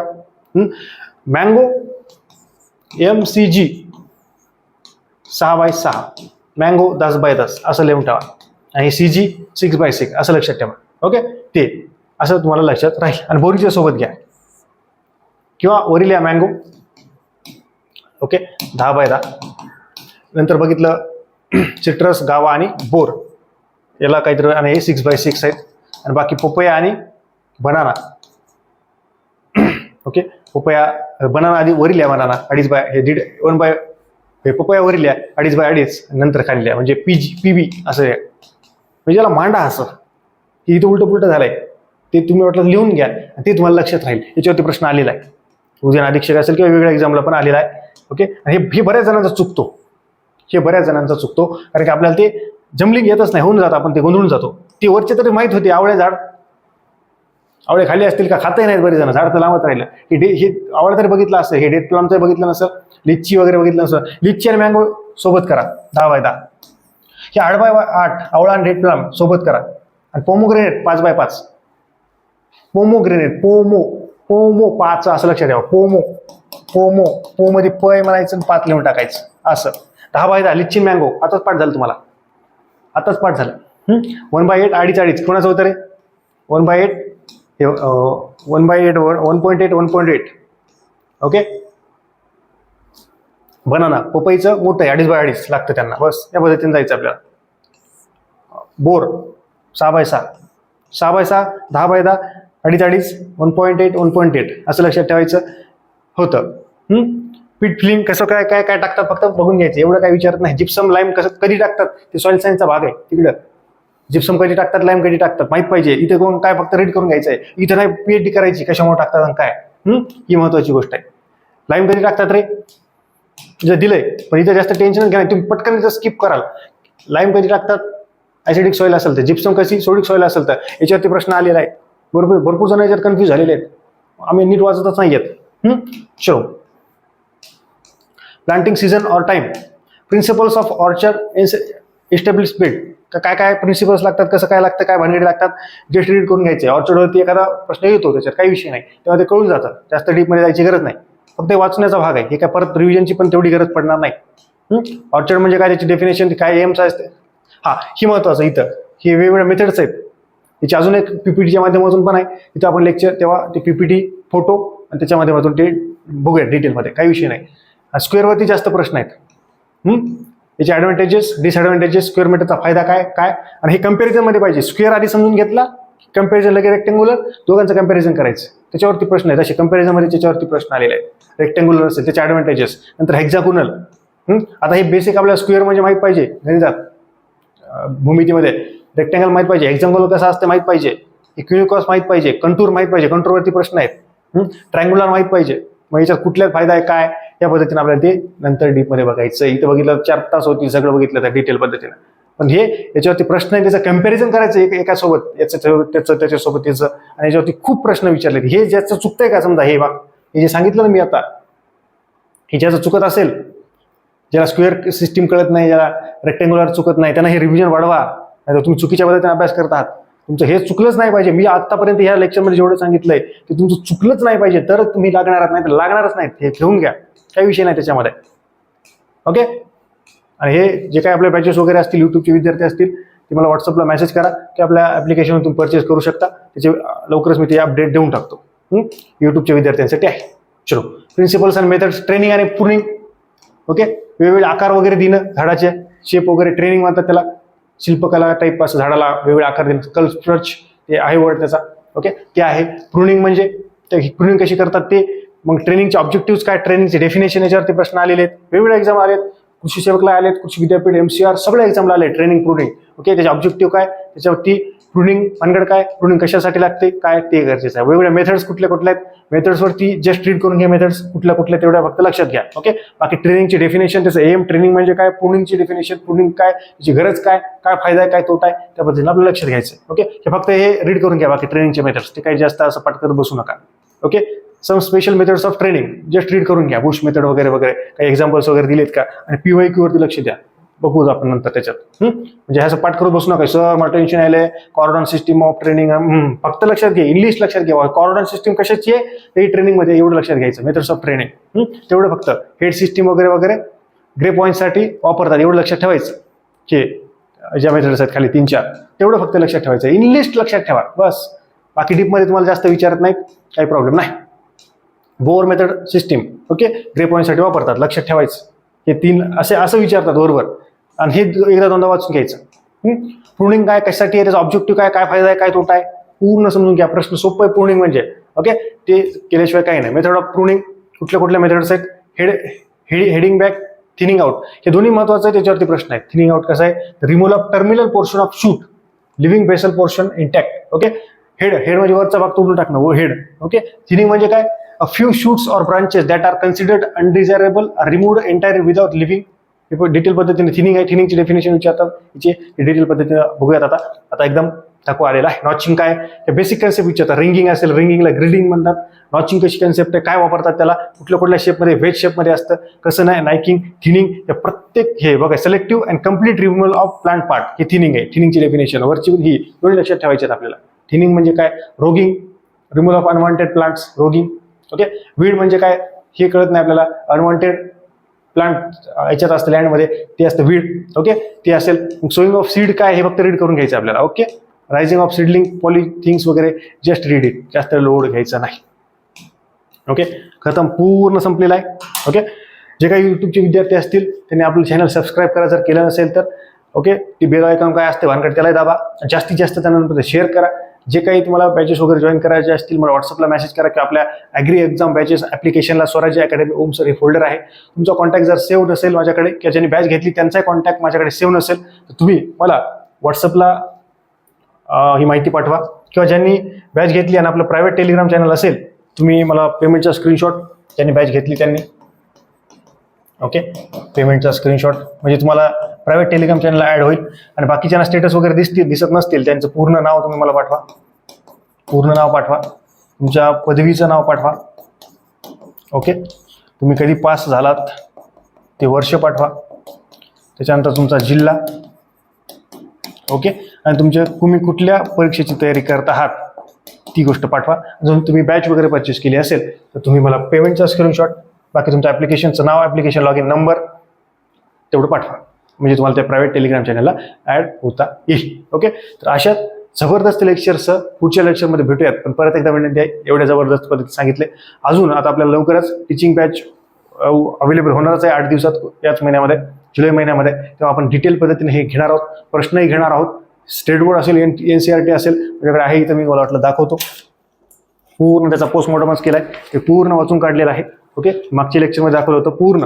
ओके. गार्डनिंगचं असेल, हे बेसिक्स ऑफ हॉर्टिकल्चर असेल CBSEचं, आणि हे पहिला भाग 11वीचं आणि 12वीचं. हे बघा, हे पूर्ण वाचून घेतलेलं आहे. याच्यावर डिटेल पद्धतीने जिथं महत्त्वाचं आहे तिथे त्याच्यावरती त्याला फोडून असं तोडून त्याच्यावरती आपण लेक्चर टाकू. हे जस्ट इंट्रोडक्शन लेक्चर होतं. IMP पॉईंट्स याच्यात सांगितले, त्याच्यामुळे हे थोडंसं फास्ट घेतलंय. असं नाही की याच पद्धतीनं अजून थोडंसं फास्ट किंवा अजून थोडंसं समजेल अशा भाषेमध्ये मी याच्यात शिकवणार आहे. जे महत्त्वाचं आहे ते त्या पद्धतीने आपण घेणार. म्हणजे ग्राफ्टिंग असेल, हे सगळं एक व्हिडिओमध्ये आपण घेऊयात, टप्प्याटप्प्याने घेऊयात, म्हणजे आपल्याला ते समजेल. ओके. तर चॅनलला जे युट्यूबचे विद्यार्थी आहेत नक्की हे करा, कारण की हा व्हिडिओ दोन्हीकडे असणार आहे, ॲपलाही असेल आणि हे, कारण की हा इंट्रोडक्शन लेक्चर आहे. बाकीचे एखादे 2 लेक्चर युट्यूबला टाकेल, काही विषय नाही त्याच्यामध्ये. तर अशाच जबरदस्त लेक्चरसह पुढच्या लेक्चरमध्ये भेटूयात. तोपर्यंत धन्यवाद.